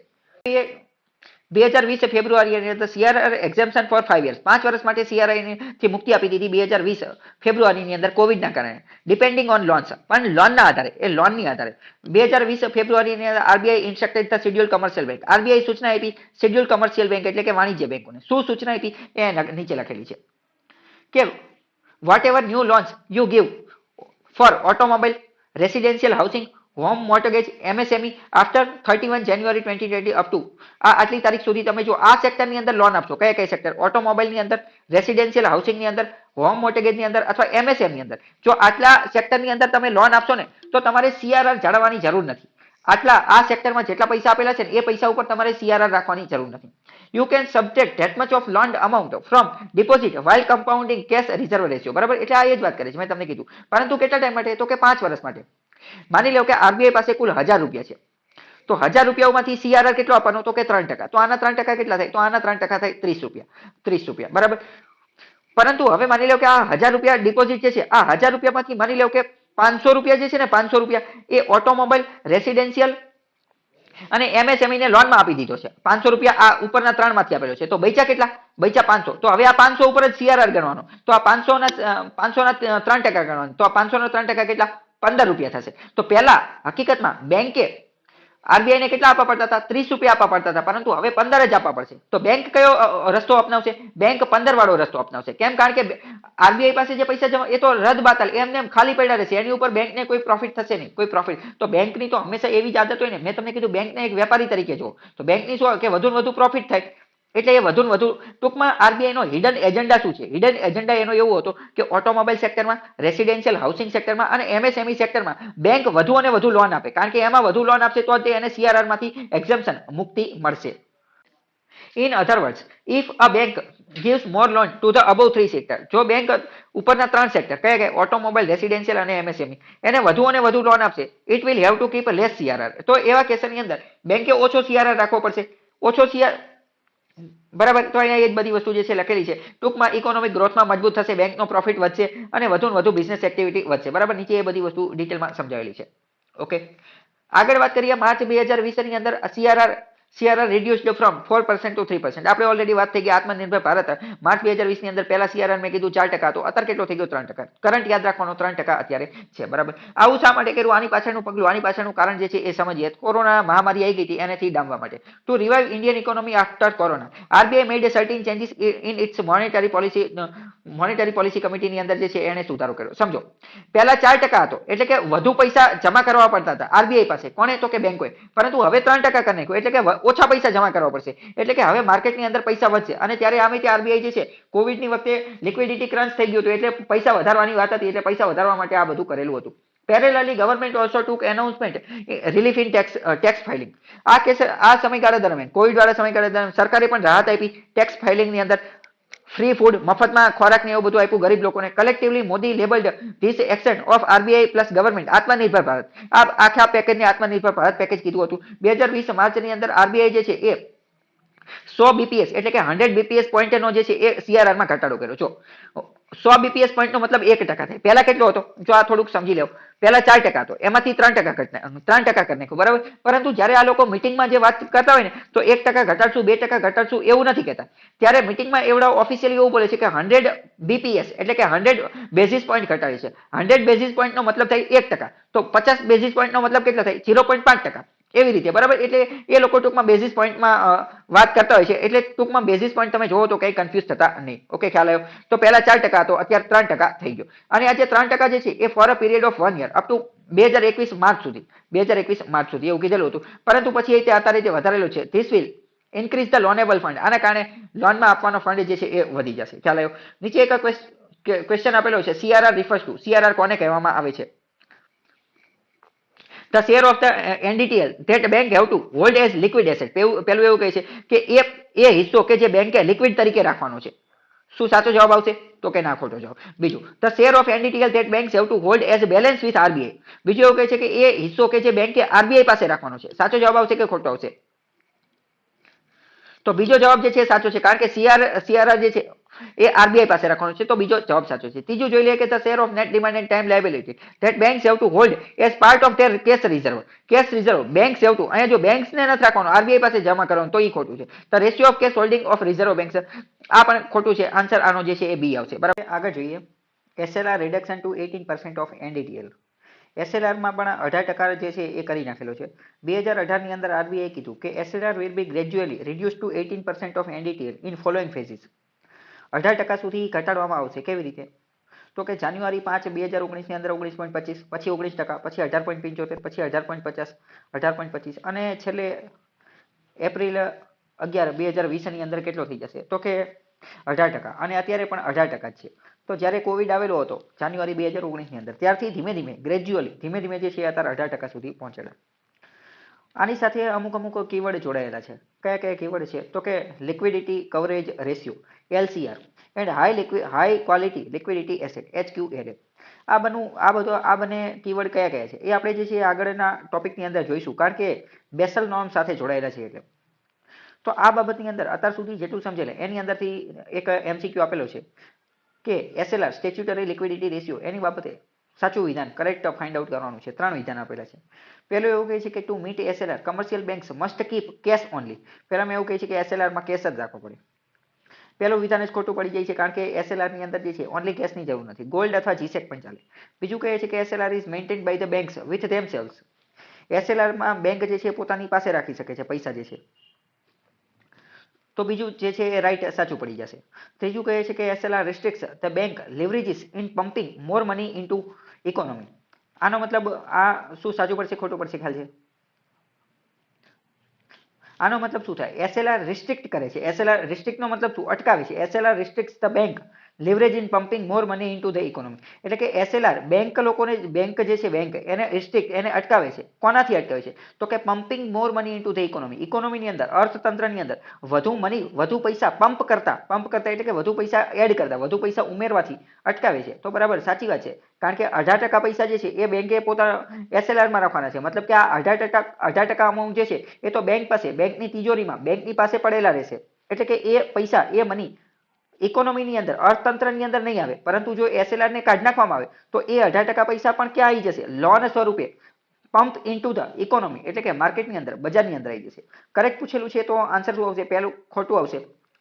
પહેલું ખોટું આવશે અને 2 and 3 એટલે કે આન્સર સી આવશે. બરાબર. સેકન્ડ ક્વેશ્ચન જોઈએ કે when the RBI reduces the statutory liquidity ratio by 50 basis point, which of the following is likely to happen? જો આરબીઆઈ એસએલઆર ની અંદર 50 બેસિસ પોઈન્ટનો એટલે કે 0.5% ઘટાડો કરે તો નીચેનામાંથી કઈ વસ્તુ થઈ શકે છે? પહેલું તો એવું કહે છે કે India's GDP growth rate increasing drastically. ભારતનો જીડીપી ગ્રોથ જે છે ને એ તાત્કાલિક વધી જશે. ડ્રાસ્ટિકલીનો મતલબ શું થાય? એટલે કે તાત્કાલિક ધોરણે. બીજું એમ કહે છે કે ફોરેન ઇન્સ્ટિટ્યુશનલ ઇન્વેસ્ટર્સ એટલે કે વિદેશી રોકાણકાર લોકો જે છે ને, વિદેશી રોકાણકારો may bring more capital into our country. Bharat દેશની અંદર વધુ અને વધુ કેપિટલ, વધુ અને વધુ મૂડી લાવશે. કોણ? વિદેશી રોકાણકારો. ત્રીજું એવું કહે છે કે schedule commercial banks May cut there landing rates. Commercial bank, વાણિજ્ય બેંકો જે છે ને એ કદાચ એમના લેણદારોને એટલે કે લોન એમને આપવા માટે જે છે વ્યાજ દરમાં ઘટાડો કરશે. એમના લેન્ડર લોકોને જે છે એને વ્યાજ દરનો ઘટાડો કરશે. અને ચોથું એવું કહે છે કે it may drastically reduce the liquidity to the banking system.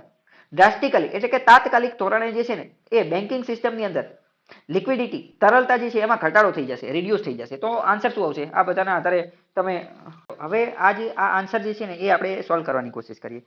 જો અત્યાર સુધીમાં પહેલા તો તમે આ કોન્સેપ્ટ સમજેલા હશો તો તમે તાત્કાલિક જવાબ દઈ દેશો કે આન્સર સી આવે. પરંતુ હું તમને થોડીક વાત કહું. માની લો કે તમને કંઈ ખબર જ નથી, આના વિશે તમે કંઈ જાણતા જ નથી, તો શું થાય? તો આપણે થોડુંક અંદાજ લગાવીને ગેસ વર્ક કઈ રીતે વર્ક કરે ને એવું હું તમને થોડું સમજાવું. પહેલું ક્વેશ્ચન શું કહે છે કે India's GDP growth rate ઇન્ક્રીઝિંગલી drastically. Increases drastically. ઘણી બધી વાર એક્ઝામની અંદર એવા સ્ટેટમેન્ટ આપેલા હશે કે જે કેવા હશે? જે અતિશયોક્તિવાળા હશે. અતિશયોક્તિ સમજો. અતિશયોક્તિ એટલે કે હવામાં વાત કરેલી હોય, આમ ફેંકુ ચંદ જેવા, એટલે કે આમ ખતરનાક લેવલના વાક્ય આપેલા છે. તો પહેલું વાક્ય એવું છે કે India's GDP growth rate ઇન્ક્રીઝિંગલી drastically. હવે માની લો કે આ જે એસએલઆરમાં શું કરશે? એસએલઆરમાં ઘટાડો કરશે તો જીડીપી ગ્રોથ તાત્કાલિક થોડો વધી જશે. અને જો વધી જતો હોય તો એવું જ કરે, તો આ બીજું કંઈ કાર્ય કરવાની જરૂર નથી. એસએલઆર જ ઘટાડ કરે, જીડીપી તાત્કાલિક વધી જાય. એટલે પહેલું સ્ટેટમેન્ટ કેવું છે તો કે અતિશયોક્તિ વાળું છે. મોટા ભાગના કેસની અંદર આ જે અતિશયોક્તિ વાળા જે સ્ટેટમેન્ટ હોય છે ને એ ખોટા હોય છે. અથવા તો તોય તે મેં તમને કીધું કોમન સેન્સથી અંદાજ લગાવી શકો કે આવું અતિશયોક્તિ એ તો સાચું એવું લાગતું નથી. તો પહેલું વિધાન નીકળી ગયું. બીજું જો foreign institutional investors May bring more capital into our country. જો આની અંદર કોઈ અતિશયોક્તિ નથી, પરંતુ આ પણ બની શકે નહીં, કારણ કે એ તો લાવે તેને નહીં લાવે. સમજો ડી ચોથા નંબરનું જે છે ને ચોથા નંબર એ તે અતિશયોક્તિ વાળું વાક્ય છે કે ઇટ મે ડ્રાસ્ટિકલી શબ્દ જે છે એ જ અતિશયોક્તિ છે કે drastically reduce the liquidity to the banking સિસ્ટમની અંદર પૈસાની તરલતા જે છે એ ઘટાડી દેશે. તો એક રીતે જોઈએ તો પહેલું અને ચોથું એ તો અતિશયોક્તિ વાળા વાક્ય છે, એને એવી રીતે તમે એલિમિનેટ કરી શકો છો, આવી રીતે અતિશયોક્તિ વાળા. આનો સાચો આન્સર જે છે એ સી આવશે. બરાબર, કઈ ડાઉટ હોય તો પૂછો. ઓકે, હવે આપણે જોઈએ કે મોનેટરી પોલિસી અને એના ક્વોન્ટિટેટિવ ટૂલ એટલે કે સંખ્યાત્મક ઘટકો, સંખ્યાત્મક હથિયારો, સંખ્યાત્મક સાધન, એની અંદર આપણે રેટ જોઈ રહ્યા છીએ. અત્યારે આપણે સીઆરઆર અને એસઆરઆર જોઈ લીધો. હવે આપણે આવો જે એક બીજો રેટ છે બેંક રેટ. બેંક રેટ શું છે એ આપણે થોડું જોઈએ કે બેંક રેટ શું છે. બેંક રેટ પહેલા ક્યાં આપેલો છે? તો બેંક રેટ વિશે વાત કરેલી છે આરબીઆઈ એક્ટ 1934 ની અંદર. બેંક રેટની જેવો તે બીજું એક છે એમએસએફ. એમએસએફ એટલે કે માર્જિનલ સ્ટેન્ડિંગ ફેસિલિટી, અને બીજું એક છે રેપો રેટ. આ શું છે એ બધું હું તમને અત્યારે સાથે સાથે જ સમજાવી દઉં, ત્રણેયને એક સાથે સમજાવી દઉં. પહેલા બેંક રેટની વાત કરીએ તો બેંક રેટ વિશે જે છે એ આરબીઆઈ એક્ટ 1934 માં લખેલું છે, એટલે કે મૂળ આરબીઆઈ એક્ટમાં લખેલું છે. What is the percentage rate? આ બેંક રેટ કેટલું છે? તો 2012 થી બેંક રેટ જે છે ને એ કેટલો હોય છે? તો બેંક રેટ જેટલો એમએસએફ હોય ને એટલો જ હોય છે. એમએસએફ ની જેટલો તે બેંક રેટ હોય છે. બેંક રેટ એટલે એમએસએફ જેટલો જ હોય છે. Who can borrow from the RBI? Bank rate એ એક પ્રકારનો એવો વ્યાજદર છે કે જેના અંતર્ગત બેંક જે છે ને બેંક એ આરબીઆઈ પાસેથી પૈસા બોરો કરી શકે, પૈસા ઉધાર લઈ શકે. તમને પ્રશ્ન એવો થાય કે આરબીઆઈ જે છે આરબીઆઈ એની પાસેથી આ બધી બેંકો જે છે એ પૈસા ઉધાર શા માટે લે છે? વાય, શા માટે? તો એનું પહેલું કારણ તો એ છે કે મેં તમને કીધું કે બેંક પાસે ફંડની કમી હોય. માની લો કે બેંકે જે છે અલગ અલગ જગ્યાએ પૈસા ઇન્વેસ્ટ કરી દીધા હોય. પહેલી વસ્તુ તો એવું માની લે કે બેંકે પોતાના બધા પૈસા લોનમાં આપી દીધા છે. પહેલું એવું બની શકે. બીજું એવું બની શકે કે બેંકે લોનમાં અથવા બીજા એસેટ્સની અંદર ઇન્વેસ્ટ કરી દીધું છે અને બેંક પાસે જે છે એ લિક્વિડિટી ક્રંચ છે, બેંક પાસે તાજેતરમાં પૈસાની કમી છે. તો આવા કેસમાં આરબીઆઈ પાસે એને પૈસા લેવા જવું પડે. એ પ્રશ્ન તો તોય આપણે સમજી શકીએ કે બેંક આરબીઆઈ પાસે પૈસા લેવા જાય, પણ પ્રશ્ન એ ઉદ્ભવે કે આરબીઆઈ પાસે એટલા બધા પૈસા આવે ક્યાંથી કે બધી બેંકોને લોન આપે? આરબીઆઈ પાસે એ પૈસા ક્યાંથી આવે કે એ બધી બેંકોને લોન આપે? તો એની માટે તમારે સમજવું પડે સીઆરઆર, જે આપણે ઓલરેડી સમજી ગયા છીએ. સીઆરઆરમાં આપણે શું સમજેલા હતા કે સીઆરઆરના 3% જે છે એ બધી બેંકોએ આરબીઆઈ પાસે જમા કરવાનો છે. તો એ બધી બેંકોના 3% આરબીઆઈ પાસે કેશ સ્વરૂપે પડેલા જ હોય. એ પૈસા આરબીઆઈ જે છે એ બેંકોને જ લોનમાં આપે. ખ્યાલ આવ્યો? સીઆરઆર સ્વરૂપે જે આરબીઆઈ પાસે પૈસા પડેલા હોય ને એ રિસાયકલ કરે, ફરીથી આ બધાને મોકલે. તો કે who can borrow from the RBI? RBI પાસેથી કોણ પૈસા ઉધાર લઈ શકે? તો કે ઓનલી બેંક્સ, માત્ર બેંક લોકો તે લઈ શકે.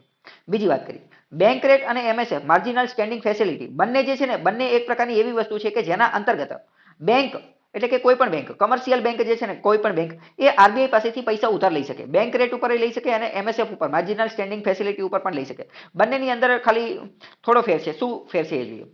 કોલેટરલ રિક્વાયર, કોલેટરલનો મતલબ કઈ વસ્તુ ગીરવે મૂકવી પડે? તો કે બેંક રેટ હોય ને તો કે હા મૂકવી પડે અને ના નોય મૂકવી પડે. જ્યારે વાત કરીએ કે લોન ડ્યુરેશન, બેંક રેટ જે છે એનો ડ્યુરેશન કેટલો છે? તો કે longer than repo rate. Repo rate કરતા વધારે એનો ડ્યુરેશન રેપો રેટ કરતા વધારે છે. તો રેપો રેટનો કેટલો છે? રેપો રેટનો ફોર્ટનાઇટ એટલે કે 14 દિવસનો છે. તો 14 દિવસ કરતા વધારે બેંક રેટમાં શું છે? તો કે 14 દિવસ કરતા વધારે જે પૈસા લેવાના હોય એ. પછી પ્રાઇમરી યુટિલિટી, બેંક લોકો આરબીઆઈ પાસેથી બેંક રેટના માધ્યમથી પૈસા ઉધાર શા માટે લે છે? તો કે nowadays mainly for deciding penalty on errant banks. Nowadays mainly for deciding penalty on errant bank. તો જનરલી ઘણી બધી વાર જે છે આરબીઆઈ આની ઉપર પેનલ્ટી લગાવવાની એ બધા માટે લેતું હોય છે.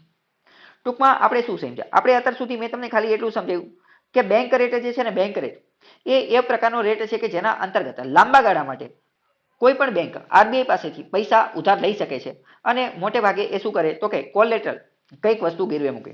હવે એમએસએફ શું છે એ સમજીએ. એમએસએફ જે છે એ 2011 થી એડ કરવામાં આવ્યું છે. 2011 પહેલા એમએસએફ નામની કોઈ વસ્તુ હતી નહીં. તો એમએસએફ નો વ્યાજ દર કેટલો છે? એમએસએફ નો વ્યાજ દર જે છે એ રેપો રેટ વત્તા x%. રેપો રેટ વત્તા x%. એક કામ કરો, પહેલા રેપો રેટ સમજીએ કે રેપો રેટ શું છે. બરાબર, રેપો રેટ જે છે ને એ 2000 સાલથી એડ કરવામાં આવેલો હતો. રેપો રેટ કેટલો હોય? તો રેપો રેટ જે છે એ મોનેટરી પોલિસી કમિટી જે છે એ ડિસાઈડ કરે. રેપો રેટ આ પણ એક પ્રકારનો એવો વ્યાજદર છે, રેપો રેટ આ પણ એક પ્રકારનો એવો વ્યાજદર છે કે જેના અંતર્ગત બેંક જે છે બેંક એ આરબીઆઈ પાસેથી પૈસા ઉધાર લઈ શકે, એ આરબીઆઈ પાસેથી પૈસા ઉધાર લઈ શકે, બેંક આરબીઆઈ પાસેથી પૈસા ઉધાર લઈ શકે કોના માધ્યમથી? તો કે રેપો રેટના માધ્યમથી. આની જેવો તે બીજો રેટ આવે છે રિવર્સ રેપો રેટ. તો આ રેપો રેટ જેવો તે બીજો એક શબ્દ છે reverse repo rate. Reverse repo રેટનો મતલબ શું થાય? રિવર્સ એટલે ઊંધું. રિવર્સ રેપો રેટ એટલે રેપો રેટમાં કોણ લે? રેપો રેટમાં બેંક જે છે ને એ આરબીઆઈ પાસેથી પૈસા ઉધાર લે, બેંક આરબીઆઈ પાસેથી પૈસા ઉધાર લે. જ્યારે રિવર્સ રેપો રેટની અંદર શું હોય? તો કે આરબીઆઈ જે છે આરબીઆઈ એ બેંક પાસેથી અલગ અલગ બેંક પાસેથી પૈસા લે, પરંતુ જો આરબીઆઈ ઉધાર નથી લેતી, આરબીઆઈ ઉધાર નથી લેતી, because RBI is bankers bank. RBI તો બેન્કરની પણ બેંક છે, એટલે આરબીઆઈ ઉધાર નથી લેતી, પરંતુ ટૂંકમાં આરબીઆઈ અલગ અલગ બેંકને એવી ફેસિલિટી પૂરી પાડે છે કે તમે અમારી પાસે પૈસા, તમારા વધારાના પૈસા જે છે એ તમે અહીંયા પાર્ક કરી શકો છો. ટૂંકમાં રેપો રેટ જે છે રેપો રેટ એના અંતર્ગત જે તે બેંક આરબીઆઈ પાસે પૈસા ઉધાર લે છે, લોનમાં લે છે. જ્યારે રિવર્સ રેપો રેટ અંતર્ગત શું? રિવર્સ રેપો રેટ અંતર્ગત બધી જ બેંકો જે છે, બધી જ બેંકો એ આરબીઆઈ પાસે પોતાના વધારાના પૈસા આરબીઆઈ પાસે જમા કરાવે છે, અથવા તો ટૂંકમાં આરબીઆઈ જે છે એ બધી બેંકો પાસેથી લોન લે છે. પરંતુ એ શબ્દ થોડોક અતિશયોક્તિ ગણાશે, કારણ કે આરબીઆઈને લોન લેવાની જરૂર ન પડે, પરંતુ સમજવા માટે એવું વિચારી શકીએ કે આરબીઆઈ બેંકો પાસેથી લોન લે છે અને પૈસા જે છે એ પોતાની પાસે રાખે છે. ખ્યાલ આવ્યો? રેપો રેટ અને રિવર્સ રેપો રેટ બંને વસ્તુ ખ્યાલ આવી? રેપો રેટ નક્કી કોણ કરે? રેપો રેટ નક્કી કરવાનું કાર્ય એમપીસી મોનેટરી પોલિસી કમિટી કરે છે, મોનેટરી પોલિસી કમિટી. હવે રેપો રેટ અંતર્ગત આરબીઆઈ પાસેથી પૈસા કોણ ઉધાર લઈ શકે? તો કે all clients of RBI. Bank લોકો જે છે એ રેપો રેટ અંતર્ગત આરબીઆઈ પાસેથી પૈસા ઉધાર લઈ શકે. નોન બેંક એટલે કે અમુક એનબીએફસી ને એવું બધું હોય તો એ પણ રેપો રેટ અનુસાર આરબીઆઈ પાસેથી પૈસા ઉધાર લઈ શકે. કેન્દ્ર સરકાર અને રાજ્ય સરકાર જે છે એ પણ રેપો રેટનો જે વ્યાજદર ચાલતો હોય એટલા વ્યાજદરના આધારે આરબીઆઈ પાસેથી પૈસા ઉધાર લઈ શકે. પ્રશ્ન વિધાનવાળા વાક્યમાં જો એવું આપી દે કે રેપો રેટ અંતર્ગત આરબીઆઈ પાસેથી પૈસા ઉધાર માત્ર બેંક જ લઈ શકે, વિધાન ખોટું પડી જશે, કારણ કે બેંક લઈ શકે, નોન બેંક લઈ શકે, યુનિયન અને સ્ટેટ ગવર્મેન્ટ આ બધા પણ લઈ શકે. બીજી વાત કરીએ, રેપો રેટ અંતર્ગત માની લો કે કોઈ બેંકે અથવા તો કોઈ નોન બેંકે અથવા તો યુનિયન અથવા સ્ટેટ ગવર્મેન્ટે પૈસા ઉધાર લેવા છે, તો શું એમાં કોલેટરલ કઈ વસ્તુ ગીરવે મૂકવાની જરૂર પડે? તો કે હા, ગીરવે મૂકવાની જરૂર પડે. શું ગીરવે મૂકવું પડે? તો ગવર્મેન્ટે સિક્યુરિટી ગીરવે મૂકવી પડે અથવા ટ્રેઝરી બિલ્સ ગીરવે મૂકવા પડે. ગવર્મેન્ટ સિક્યુરિટી અથવા ટ્રેઝરી બિલ્સ જે છે એ ગીરવે મૂકવા પડે. કોને ગીરવે મૂકવા પડે? તો એ બેંક લે કે સરકાર લે કે ગમે એ લે, એમને ગવર્મેન્ટ સિક્યુરિટી જે છે એ ગીરવે મૂકવી પડે. હવે માની લો કે બેંક આ પ્રકારનું લે છે, તો બેંક જે ગવર્મેન્ટ સિક્યુરિટી ગીરવે મૂકે ને એ પોતાની ખુદની અલગ હોવી જોઈએ. એ એસએલઆર ના કોટાની એટલે કે એસએલઆર જે છે 18%, એસએલઆર ના ભાગમાં જે 18% જે ગવર્મેન્ટ સિક્યુરિટી જે છે ને એ ગીરવે મૂકે અને રેપો રેટના આધારે લોન લઈ શકે નહીં. એ આ 18% સિવાયની હોવી જોઈએ. જે જીસે ક્યાં ગીરવે મૂકે એ આ 18% સિવાયની હોવી જોઈએ. રેપો રેટ અંતર્ગત વ્યાજ કેટલા સમય માટે લઈ શકાય? તો કે ટૂંકા ગાળા માટે અથવા તો ફોર્ટનાઇટલી એટલે કે 14 days અને short term borrowing by all clients of RBI. Repo rate ખ્યાલ આવી ગયો? ફરીથી એકદમ ટૂંકમાં વાત કરીએ તો 14 દિવસ માટે જ્યારે બેંકોને પૈસાની જરૂર પડે તો એ આરબીઆઈ પાસેથી પૈસા ઉધાર લે છે. કેટલા દિવસ માટે? ટૂંકા ગાળા માટે. શું કોલેટરલની જરૂર પડે ગીરવે મૂકવું પડે? તો કે હા, ગીરવે મૂકવું પડે. શું ગીરવે મૂકે? તો કે ગવર્મેન્ટ સિક્યુરિટી અથવા ટી બિલ્સ. અને બીજું એ કે રેપો રેટ અંતર્ગત પૈસા કોણ ઉધાર લઈ શકે? તો કે bank, non bank, union government અને સ્ટેટ ગવર્મેન્ટ આ બધા લઈ શકે. રેપો રેટ નક્કી કોણ કરે છે? તો કે મોનેટરી પોલિસી કમિટી. ખ્યાલ આવી ગયો? રેપો રેટ એટલે શું? રિવર્સ રેપો રેટ એટલે કે આ જ બધી વસ્તુ, પરંતુ આરબીઆઈ લોન લે. હકીકતમાં આરબીઆઈ લોન નથી લેતી, પરંતુ એ જે તે બેંકો જે છે એની પાસે વધારાના પૈસા જે છે એ લોકો આરબીઆઈ માં જમા કરાવે છે. ઓકે, હવે સમજીએ કે વોટ ઇઝ એમએસએફ. એમએસએફ શું છે? તો એમએસએફ એટલે કે માર્જિનલ સ્ટેન્ડિંગ ફેસિલિટી. 2011 માં આને એડ કરવામાં આવેલી હતી. હવે આપણે જોયું કે રેપો રેટ જે છે ને, રેપો રેટમાં બેંકે લોન લેવી હોય ને તો કઈક વસ્તુ ગીરવે મૂકવી પડે, અને એ વસ્તુ ગીરવે કઈ મૂકવી પડે? તો કે ગવર્મેન્ટ સિક્યુરિટી મૂકવી પડે. એમએસએફ સેમ એ જ વસ્તુ છે, પરંતુ એમએસએફ ની અંદર બેંકે જો લોન લેવી હોય ને તો એસએલઆર ના કોટાની જે ગવર્મેન્ટ સિક્યુરિટી જે છે ને એ ગીરવે મૂકી અને લોન લઈ શકે. આ વાક્ય જે હું બોલ્યો એ સમજાણું? ન સમજાણું હોય તો ફરીથી કહું. એમએસએફ એટલે કે એ પ્રકારની વસ્તુ, એમએસએફ એટલે એ પ્રકારની વસ્તુ કે રેપો રેટમાં શું જોયું હતું? રેપો રેટમાં આપણે એવું જોયું હતું કે બેંક જે છે એ આરબીઆઈ પાસેથી લોન લઈ શકે, પરંતુ ત્યારે કંઈક વસ્તુ ગીરવે મૂકવી પડે. શું ગીરવે મૂકશે? તો કે ગવર્મેન્ટ સિક્યુરિટી ગીરવે મૂકશે, ગવર્મેન્ટ સિક્યુરિટી. પરંતુ રેપો રેટ અંતર્ગત ગીરવે મૂકેલી ગવર્મેન્ટ સિક્યુરિટી એસએલઆર ની કોટાની ન હોવી જોઈએ, એટલે કે એસએલઆર ના જે 18% જે છે એમાંથી ન હોવી જોઈએ. જ્યારે એમએસએફ ની અંદર પણ બેંક આરબીઆઈ પાસેથી લોન લઈ શકે, અને ત્યારે પણ કંઈક વસ્તુ ગીરવે મૂકવી પડે. ત્યારે ગીરવે શું મૂકશે તો કે ગવર્મેન્ટ સિક્યુરિટી ગીરવે મૂકશે, પરંતુ ત્યારે એ SLR ના 18% માંથી જે 18% જે સિક્યુરિટી જે છે ને SLR ના 18% એમાંથી પણ GSEC ગીરવે મૂકશે તો પણ ચાલશે, તો પણ ચાલશે. આટલી વસ્તુ ખ્યાલ આવ્યો? તો હવે તમે સમજો તો MSF ની અંદર ટૂંકમાં વાત કરીએ તો MSF ની અંદર જે છે એ બેંકને એવી પરમિશન એવી પરવાનગી મળે છે કે એ SLR ના કોટામાં SLR ના જે 18% બાકી 18% રાખેલું છે એને પણ ગીરવે મૂકી અને લોન લઈ શકે. તો તમે વિચારો MSF નો રેટ વધુ હશે કે રેપો રેટનો રેટ વધુ હશે? વ્યાજદર વધુ કોનો હશે?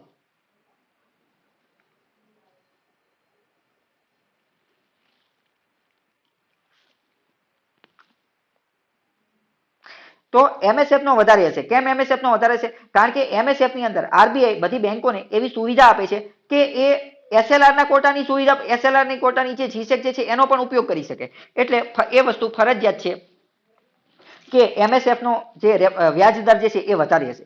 તો કેટલો વધારે હશે? તો કે રેપો રેટ જેટલો તો હશે જ તે એની કરતા થોડો ઘણો વધારે હશે. રેપો રેટ જેટલો જે છે એટલો તો હશે જ તે એની કરતા X% થોડો ઘણો વધારે હશે. ઓકે, આ પણ ટૂંકા ગાળા માટે જોઈ. પછી MSF ની જનરલી બેંક જે છે એ MSF અંતર્ગત પૈસા ઉધાર ક્યારે લે તો કે ઇમરજન્સી તાત્કાલિક જરૂર પડી હોય ને ત્યારે જ લે. અને સમજો કે તાત્કાલિક જરૂર પડી હોય તો જ તો લઈને તો એ SLR ના કોટાની જે સિક્યુરિટી જે છે ને એ બાદ કરી અને લઈને. કારણ કે બાકી જો તાત્કાલિક જરૂર ન પડી હોય તો પછી બીજી કોઈ સિક્યુરિટી GSEC મૂકી અને રેપો રેટના આધારે ન લઈ બે ક્યાંયથી પૈસાનો જુગાડ ન થતો હોય તો જ તે MSF નો સહારો લઈને અને 17% જે 17% એક રીતે FD જેવી વસ્તુ છે. 17%ની જે FD તોડાઈ અને તો જ તે પૈસા લઈને તો emergency borrowing by bank using their security from SLR quota subject to certain limit. અને આની ઉપર અમુક પ્રકારની લિમિટ પણ હોય છે. ખ્યાલ આવ્યો? ટૂંકમાં ફરીથી હું તમને બધી વસ્તુ સમજાવી દઉં. બેંક રેટ, MSF એટલે કે માર્જિનલ સ્ટેન્ડિંગ ફેસિલિટી અને રેપો રેટ, આ ત્રણેય શું છે? આ ત્રણેય એવા પ્રકારના ટૂલ છે જે અંતર્ગત બેંક લોકો જેટલી પણ બેંક જે છે એ બધી બેંક RBI પાસેથી અમુક પ્રકારના પૈસા ઉધાર લઈ શકે છે, પૈસા લોનમાં લઈ શકે છે. બેંક રેટનું 1934 માં લખેલું છે, MSF 2011 માં. આ બધું તો આપણે કઈ રીતે જે છે અંદર થોડો ઘણો ફેરફાર છે, બરાબર. રેપો રેટ અંતર્ગત સરકાર પણ લઈ શકે, નોન બેંક પણ લઈ શકે અને GSEC જે છે એ ગીરવે મૂકવી પડે. જ્યારે MSF ની અંદર શું તો કે MSF ની અંદર જે 17% સોરી 18% જે SLR ના કોટાની જે છે GSEC એ ગીરવે મૂકીને પણ લોન લઈ શકાય છે, બરાબર. આ MSF અને રેપો રેટ એ બંને કેવી છે તો કે ટૂંકા ગાળાની 14 દિવસ માટેની, જ્યારે બેંક રેટ જે છે એ લાંબા ગાળાની છે. તો હવે તમે એ પણ વિચારો, એક મિનિટ. હવે સમજો કે RBI એક્ટ 1934 ની અંદર એવું લખેલું છે કે bank rate is the standard rate at which RBI buys or discount first class security base of exchange or other commercial papers. Bank rate એ પ્રકારનો વ્યાજ દર છે કે જે અંતર્ગત RBI જે છે એ સિક્યુરિટી જે છે અથવા તો ગવર્મેન્ટ સિક્યુરિટી એ ખરીદે છે. તો RBI ગવર્મેન્ટ સિક્યુરિટી ખરીદે છે એનો મતલબ શું? એટલે ગવર્મેન્ટ સિક્યુરિટીનું નામનું કાગળ જે છે, ગવર્મેન્ટ સિક્યુરિટી નામનું કાગળ એ RBI પાસે આવે છે, જ્યારે RBI એના બદલામાં પૈસા ચૂકવે છે. એટલે ટૂંકમાં તો એવું જ કહેવા માંગે છે કે લોન આપે છે, લોન આપે છે, બરાબર. એ ગવર્મેન્ટ સિક્યુરિટી હોય, બિલ ઓફ એક્સચેન્જ હોય અથવા અધર કમર્શિયલ પેપર હોય. આ બધું શું છે આપણે આગળ જોઈશું, અથવા ડિસ્કાઉન્ટ બિલ ને એ બધું. અને આની પ્રાઇસ અલગ અલગ હોય છે. એટલે અમુક બુકની અંદર એવું લખેલું છે કે આમાં કોલેટરલની જરૂર પડે અને અમુક બુકમાં એવું લખેલું છે કે આમાં કોલેટરલની જરૂર ન પડે. એટલે એની અંદર જે છે એ અલગ અલગ વસ્તુ લખેલી છે. એટલે આમાં યસ અને નો બંને આપેલું છે, બરાબર. ખ્યાલ આવ્યો? આગળનો હવે ટોપિક જોઈએ તો મોનેટરી પોલિસી એના ક્વોન્ટિટેટિવ ટૂલ, એની અંદર આપણે રેટ જોઈ રહ્યા છીએ. તો હવે આગળનો આપણો રેટ છે LAF લિક્વિડિટી એડજસ્ટમેન્ટ ફેસિલિટી. આ RBI ની એક ફેસિલિટી સુવિધા છે એ જોઈએ. પહેલા તો RBI ની લિક્વિડિટી એડજસ્ટમેન્ટ ફેસિલિટી LAF, આ ફેસિલિટીની બે વિન્ડો છે, બે બારીઓ છે. બે વસ્તુ કઈ કઈ છે તો કે LAF રેપો રેટ અંતર્ગત આવે અને LAF રિવર્સ રેપો રેટ અંતર્ગત આવે. રેપો રેટ એટલે મેં તમને અત્યારે જ સમજાવી દીધું. રેપો રેટ એટલે કે એવી વસ્તુ કે જેના અંતર્ગત બેંક જે છે બેંક એ RBI પાસેથી લોન લેશે. બેંક જે છે એ RBI પાસેથી લોન લેશે. જ્યારે રિવર્સ રેપો રેટ એટલે શું? રિવર્સ રેપો રેટ અંતર્ગત બેંક પોતાની પાસે રહેલા વધારાના પૈસા એક્સેસ મની એ RBI પાસે પાર્ક કરશે, RBI પાસે પાર્ક કરશે. હકીકતમાં આપણે એવું કહી શકીએ કે RBI બેંક પાસેથી લોન લે છે, પરંતુ એવું કહેવું પ્રેક્ટિકલી સારું ન લાગે. કેમ? કારણ કે RBI બેન્કર્સની બેંક છે, એને કોઈના લોનની જરૂર પડે નહીં, એને કોઈના લોનની જરૂર ન પડે. એટલે એવું કહી શકાય કે બેંક પોતાના વધારાના પૈસા RBI પાસે પાર્ક કરે છે. તો LAF અંતર્ગત રેપો રેટ અને રિવર્સ રેપો રેટ એ બંને આપણે જોઈએ. Repo rate the interest rate at which RBI lends short term loan to its client keeping their GSEC as collateral. GSEC ને કોલેટરલમાં ગીરવે રાખી અને RBI જે છે એ પૈસા ઉધાર આપે છે, પૈસા ઉધાર આપે છે એના ક્લાયન્ટને. એ પછી બેંક પણ હોઈ શકે, નોન બેંક પણ હોઈ શકે અને સરકાર પણ હોઈ શકે. જ્યારે રિવર્સ રેપો રેટ અંતર્ગત શું તો its interest rate that client earn when parking their surplus fund with the RBI for short period to earn interest. હવે મેં તમને કીધું કે રિવર્સ રેપો રેટ એ એક પ્રકારની એવી વસ્તુ છે કે જેના અંતર્ગત બેંક પોતાના વધારાના પૈસા, પોતાના એક્સેસ મની જે છે એ આરબીઆઈ પાસે પાર્ક કરે છે. તો પ્રશ્ન થાય કે આ બેંક લોકો જે છે એ આરબીઆઈ પાસે પોતાના વધારાના પૈસા એક્સેસ મની પાર્ક કરે છે શા માટે? તો એ એટલા માટે પાર્ક કરે છે કે જો એ પોતાના વધારાના પૈસા પાર્ક કરે તો રિવર્સ રેપો રેટ અંતર્ગત આરબીઆઈ એ બેંકને થોડું ઘણું વ્યાજ આપે છે. થોડું ઘણું શું કરે છે? વ્યાજ આપે છે. રેપો રેટ અંતર્ગત શું થાય? રેપો રેટ અંતર્ગત તો બેંક લોકો આરબીઆઈ પાસેથી પૈસા ઉધાર લેશે એટલે એમાં બેંકે વ્યાજ દેવું પડશે, વ્યાજ ભરવું પડશે, વ્યાજ ચૂકવવું પડશે. જ્યારે રિવર્સ રેપો રેટ અંતર્ગત શું? રિવર્સ રેપો રેટ અંતર્ગત બેંક એટલે કે માની લો કે એસબીઆઈ અથવા એચડીએફસી અથવા આઈસીઆઈસીઆઈ એ પોતાના વધારાના પૈસા આરબીઆઈ પાસે પાર્ક કરે છે અને આના અંતર્ગત આરબીઆઈ એને શું કરશે? તો કે વ્યાજ આપશે. એ વ્યાજ એટલે તો રિવર્સ રેપો રેટ. પછી client enter into an agreement with RBI to repurchase their GSEC at a further date at a higher predetermined price. આમાં એ પણ નક્કી હોય કે ભવિષ્યની અંદર રેપો રેટ અંતર્ગત નક્કી હોય કે ભવિષ્યની અંદર આ GSEC જે છે એ ફરીથી ખરીદી લેવામાં આવશે. Banks can't pledge there SLR અને બેંક રેપો રેટ અંતર્ગત એસએલઆર ના કોટાની GSEC જે છે એ ઉધાર લેવા માટે મૂકી શકાતા નથી. બરાબર? જો GSEC ની મૂકી દે તો પછી આ એમએસએફ માર્જિનલ સ્ટેન્ડિંગ ફેસિલિટી અંતર્ગત જવું પડે. બરાબર? પછી રિવર્સ રેપો રેટમાં જોઈએ તો mechanism similar to repo RBI gives its GSEC as collateral રાખી અને રાખે છે. બરાબર? હવે સમજો રેપો રેટને જે છે એને રેડી ફોરવર્ડ ટ્રાન્ઝેક્શન પણ કહેવામાં આવે છે. રેપો રેટનું ફૂલ ફોર્મ શું થાય? રેપો રેટનું ફૂલ ફોર્મ જ એવું થાય repurchase agreement. Repurchase agreement. Repo rate is our policy rate to control inflation. Repo rate એ મુખ્યત્વે મોનેટરી પોલિસી એનો ઉપયોગ કરે છે. કોની માટે? તો કે ઇન્ફ્લેશનને ડામવા માટે, ઇન્ફ્લેશનને કંટ્રોલ કરવા માટે જે છે એ રેપો રેટ જે છે એને ધ્યાને રાખે છે. હવે આપણે જોયું કે રેપો રેટ અંતર્ગત શું છે? તો કે રેપો રેટ અંતર્ગત બેંક લોકો આરબીઆઈ પાસેથી લોન લે છે. બેંક શું કરે છે? આરબીઆઈ પાસેથી લોન લે છે. તો જ્યારે બેંક આરબીઆઈ પાસેથી લોન લે છે તો હકીકતમાં બેંક જે છે ને એ ત્યારે આરબીઆઈ ને GSEC વેચતી હોય છે. GSEC એટલે કે GSEC ગવર્મેન્ટ સિક્યુરિટી બેંક પાસેથી જઈ અને આરબીઆઈ પાસે આવી જાય છે અને આરબીઆઈ એના બદલામાં પૈસા જે છે ને એ બેંકને આપે છે. બેંકને આપે છે અને આ GSEC 14 દિવસ પછી ભવિષ્યની અંદર ફરીથી બેંક જે છે ખરીદી લેશે, રીપર્ચેસ કરશે. એવું એગ્રીમેન્ટ હોય છે. એવું એગ્રીમેન્ટ હોય છે. બરાબર? અહીંયા જે વાક્ય લખેલું છે બીજી લાઈનમાં એ લખેલું છે. બરાબર? હવે વાત કરીએ કે રિવર્સ રેપો રેટ કેટલો હોય છે? તો રેપો રેટ કરતા થોડો ઘણો ઓછો હોય છે. રિવર્સ રેપો રેટ કરતા થોડો ઓછો હોય છે. હવે એ પણ તમે પ્રેક્ટિકલી સમજી શકો કે રિવર્સ રેપો રેટ ઓછો જશે ને. હવે આગળ જોઈએ તો 2020 ની અંદર રેપો રેટ ડિક્રીઝ, રેપો રેટમાં ઘટાડો કર્યો. શા માટે? To cheapen the loan and revive the economy. Loan દરને સસ્તી કરવા માટે અને ઇકોનોમીને રિવાઇવ કરવા માટે. 2019 ની અંદર repo was in the range of 2019 ની અંદર રેપો રેટ 5-6% ની આજુબાજુમાં હતો. પછી 2020 ની અંદર કોરોના આવ્યું, એની પછી આત્મનિર્ભર ભારત કર્યું. એટલે આરબીઆઈ મોનેટરી પોલિસી કમિટી અંતર્ગત નક્કી કર્યું કે આપણે રેપો રેટ જે છે એ ઘટાડી અને કેટલો 4% કરી નાખવો પડશે. તો રેપો રેટ ઘટાડી અને કેટલો કરી નાખ્યો? 4%. જે પહેલા 5 થી 6% હતો. તો આના કારણે શું થશે? આના કારણે તમે ખુદ વિચારો કે બેંક પાસે વધારે પૈસા આવશે કે ઓછા પૈસા આવશે?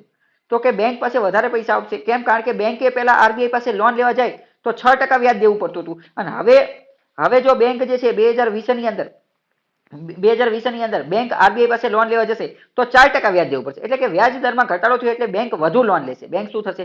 વધુ લોન લેશે. સ્ટાન્સ. આના કારણે શું થયું? આ સ્ટાન્સને કહેવાય એકોમોડેટિવ સ્ટાન્સ.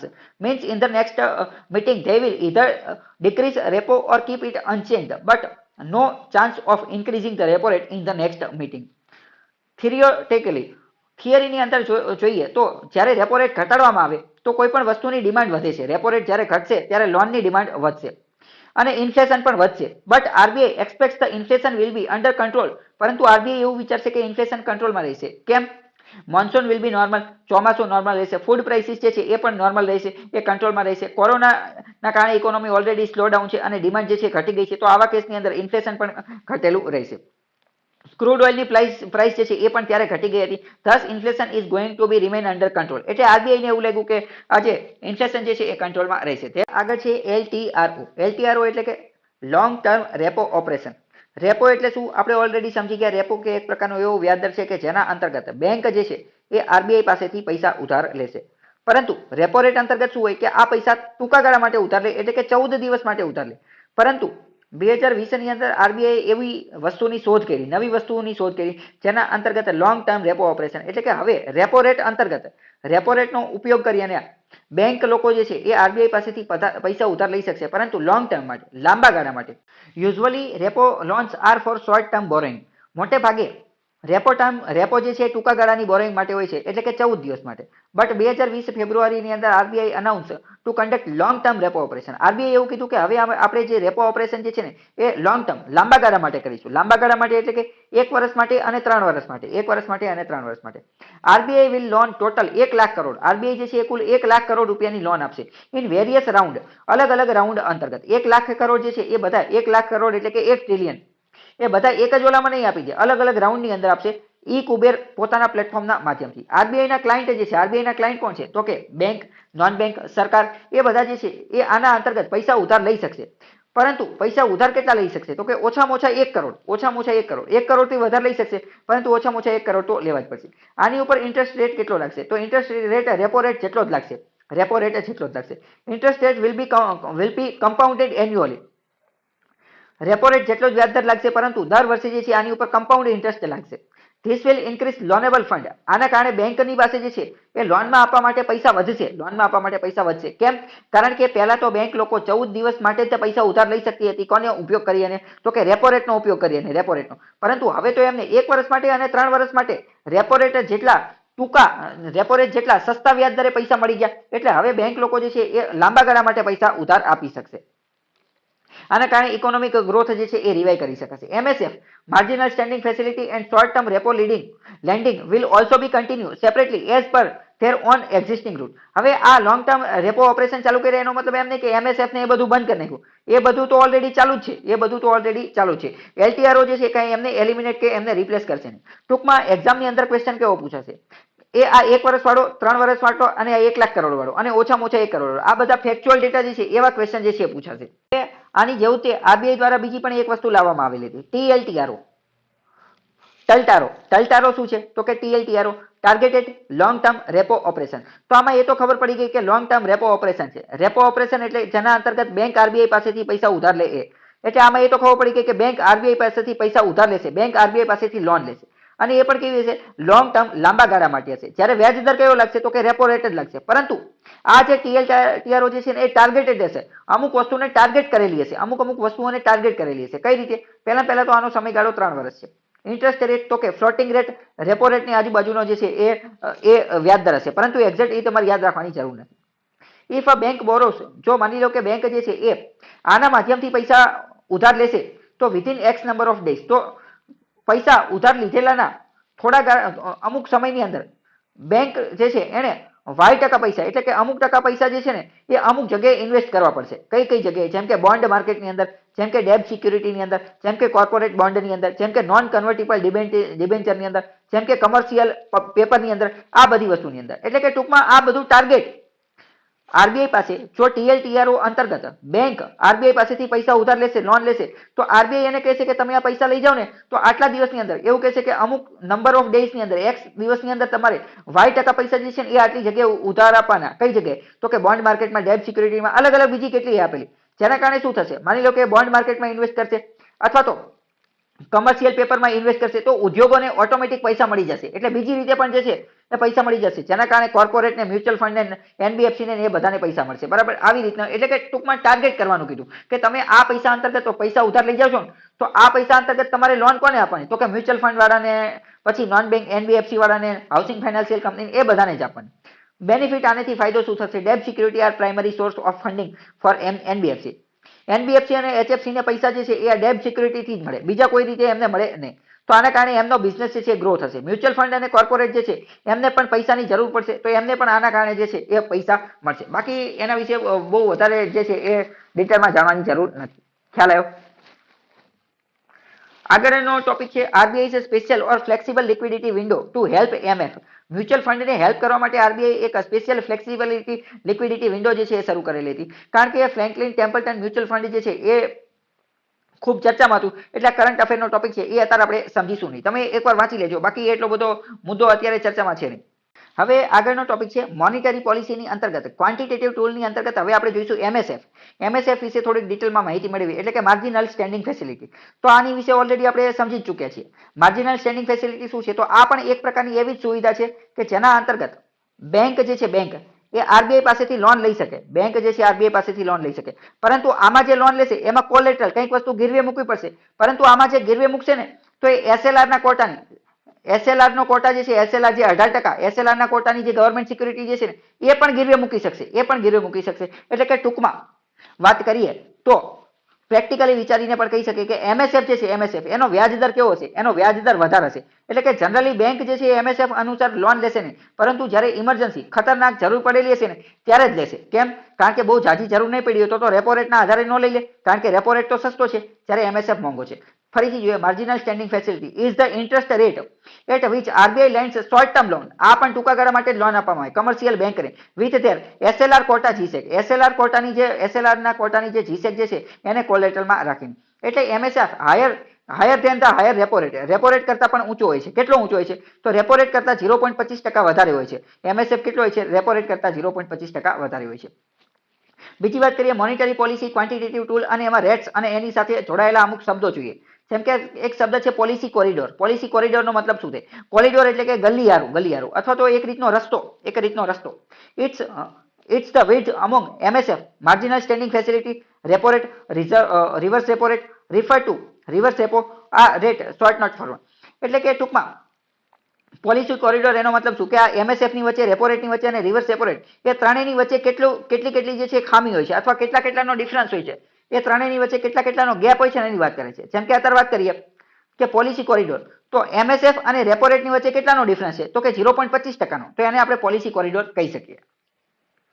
બીજો એક વર્ડ છે વિન્ડો ઓપરેશન. વિન્ડો ઓપરેશન તો કે LAF liquidity adjustment facility minus MSF. Windows are operated through RBI ના ઈ કુબેર અને કોર બેન્કિંગ સોલ્યુશન પ્લેટફોર્મના માધ્યમથી જે છે એ આ કરવામાં આવે છે. ઓકે, ખ્યાલ આવ્યો? ઓકે, આગળનો ટોપિક છે ઓએમઓ. ઓએમઓ નો મતલબ શું થાય? Open market operation. આ શું છે? ઓપન માર્કેટ ઓપરેશનનો મતલબ શું થાય કે આ એક એવી વ્યવસ્થા છે કે જેના અંતર્ગત ગવર્મેન્ટ સિક્યુરિટી જે છે એ ખરીદવાની અને વેચવાનું કામ કરવા માંડે. આ એક એવી માર્કેટ છે. માર્કેટ એટલે શું કે જ્યાં વસ્તુની ખરીદ વેચ થતી હોય, પરંતુ આ ઓપન માર્કેટ ઓપરેશન છે. અહીંયા પણ માર્કેટ એટલે કે ખરીદ વેચ થાય, પરંતુ કોની? ખાલી જીસેકની, ગવર્મેન્ટ સિક્યુરિટી. આ ખરીદવાનું અને વેચવાનું અને ખરીદવાનું કાર્ય કોણ કરે? તો કે આરબીઆઈ. આરબીઆઈ જે છે એ કરે. હકીકતમાં સરકારે કરવાનું હોય, પરંતુ સરકાર તરફથી આરબીઆઈ કરે. હવે ટૂંકમાં એકદમ સરળતાથી સમજો. જો આરબીઆઈ જે છે, આરબીઆઈ એટલે કે અહીંયા આરબીઆઈ, બરાબર. તો આરબીઆઈ માની લો કે જીસેક ખરીદશે બેંકો પાસેથી. તો શું થશે? જીસેક એટલે શું? તો જીસેક એટલે કાગળનો ટુકડો. જો આરબીઆઈ જીસેક ખરીદશે તો આરબીઆઈ પાસે જીસેક વધશે, એટલે કે આરબીઆઈ પાસે કાગળના ટુકડા વધશે. જ્યારે આરબીઆઈ જીસેક ખરીદશે તો એને બેંકોને પૈસા આપવા પડશે, એટલે જીસેક આરબીઆઈ પાસે આવશે, જ્યારે પૈસા મની લિક્વિડિટી જે છે એ બેંકો પાસે જશે, એટલે બજારમાં આવશે. એટલે પૈસાની કિંમત, પૈસા માર્કેટની અંદર કેવા થશે? તો કે વધશે. માર્કેટની અંદર પૈસા કેવા થશે? વધશે. હવે માની લો કે આરબીઆઈ જે છે એ જીસેક વેચે છે. આરબીઆઈ શું કરે છે? આરબીઆઈ એ જીસેક વેચે છે. જીસેક વેચશે તો શું થશે? એ વેચે છે તો આરબીઆઈ પાસે પૈસા આવશે. જ્યારે કાગળના ટુકડા જીસેક ગવર્મેન્ટ સિક્યુરિટી એક બેંક પાસે જશે અથવા લોકો પાસે જશે, તો માર્કેટમાંથી પૈસા કેવા થશે? તો કે ઘટશે. આવું બધું આરબીઆઈ વેચવાનું ખરીદવાનું એવું કાર્ય કરે. કોની માટે? તો કે મની સપ્લાયને કંટ્રોલ કરવા માટે. મની સપ્લાય કંટ્રોલ કરવો શા માટે જરૂરી છે? તો કે ઇન્ફ્લેશન ન થઈ જાય એટલે. આપણે પહેલા જોયું, જો માર્કેટની અંદર બજારમાં પૈસા વધી જાય તો ઇન્ફ્લેશન થઈ જાય. તો આ બધી વસ્તુને શું કહેવાય? આ બધી વસ્તુને ઓએમઓ, ઓપન માર્કેટ ઓપરેશન કહેવાય. RBI bias and cells union state government security two control money supply. RBI ખરીદે ક્યારે? તો કે મની સપ્લાય ઇન્ક્રીઝડ, જ્યારે liquidity injected in the market. RBI ખરીદે છે, મની સપ્લાય ઇન્ક્રીઝ આરબીઆઈ જ્યારે ખરીદે છે, બરાબર. આરબીઆઈ જ્યારે જીસેક, એ મેં તમને અત્યારે સમજાવી દીધું, બરાબર. આ તમે એકવાર વાંચી લેજો એટલે ખ્યાલ આવી જશે. આગળ બીજી વાત કરીએ કે માર્કેટ સ્ટેબિલાઇઝેશન સ્કીમ. આ શું છે? Market stabilization scheme. RBI sells special type of GSec T bills, cash management bills to suck excess liquidity.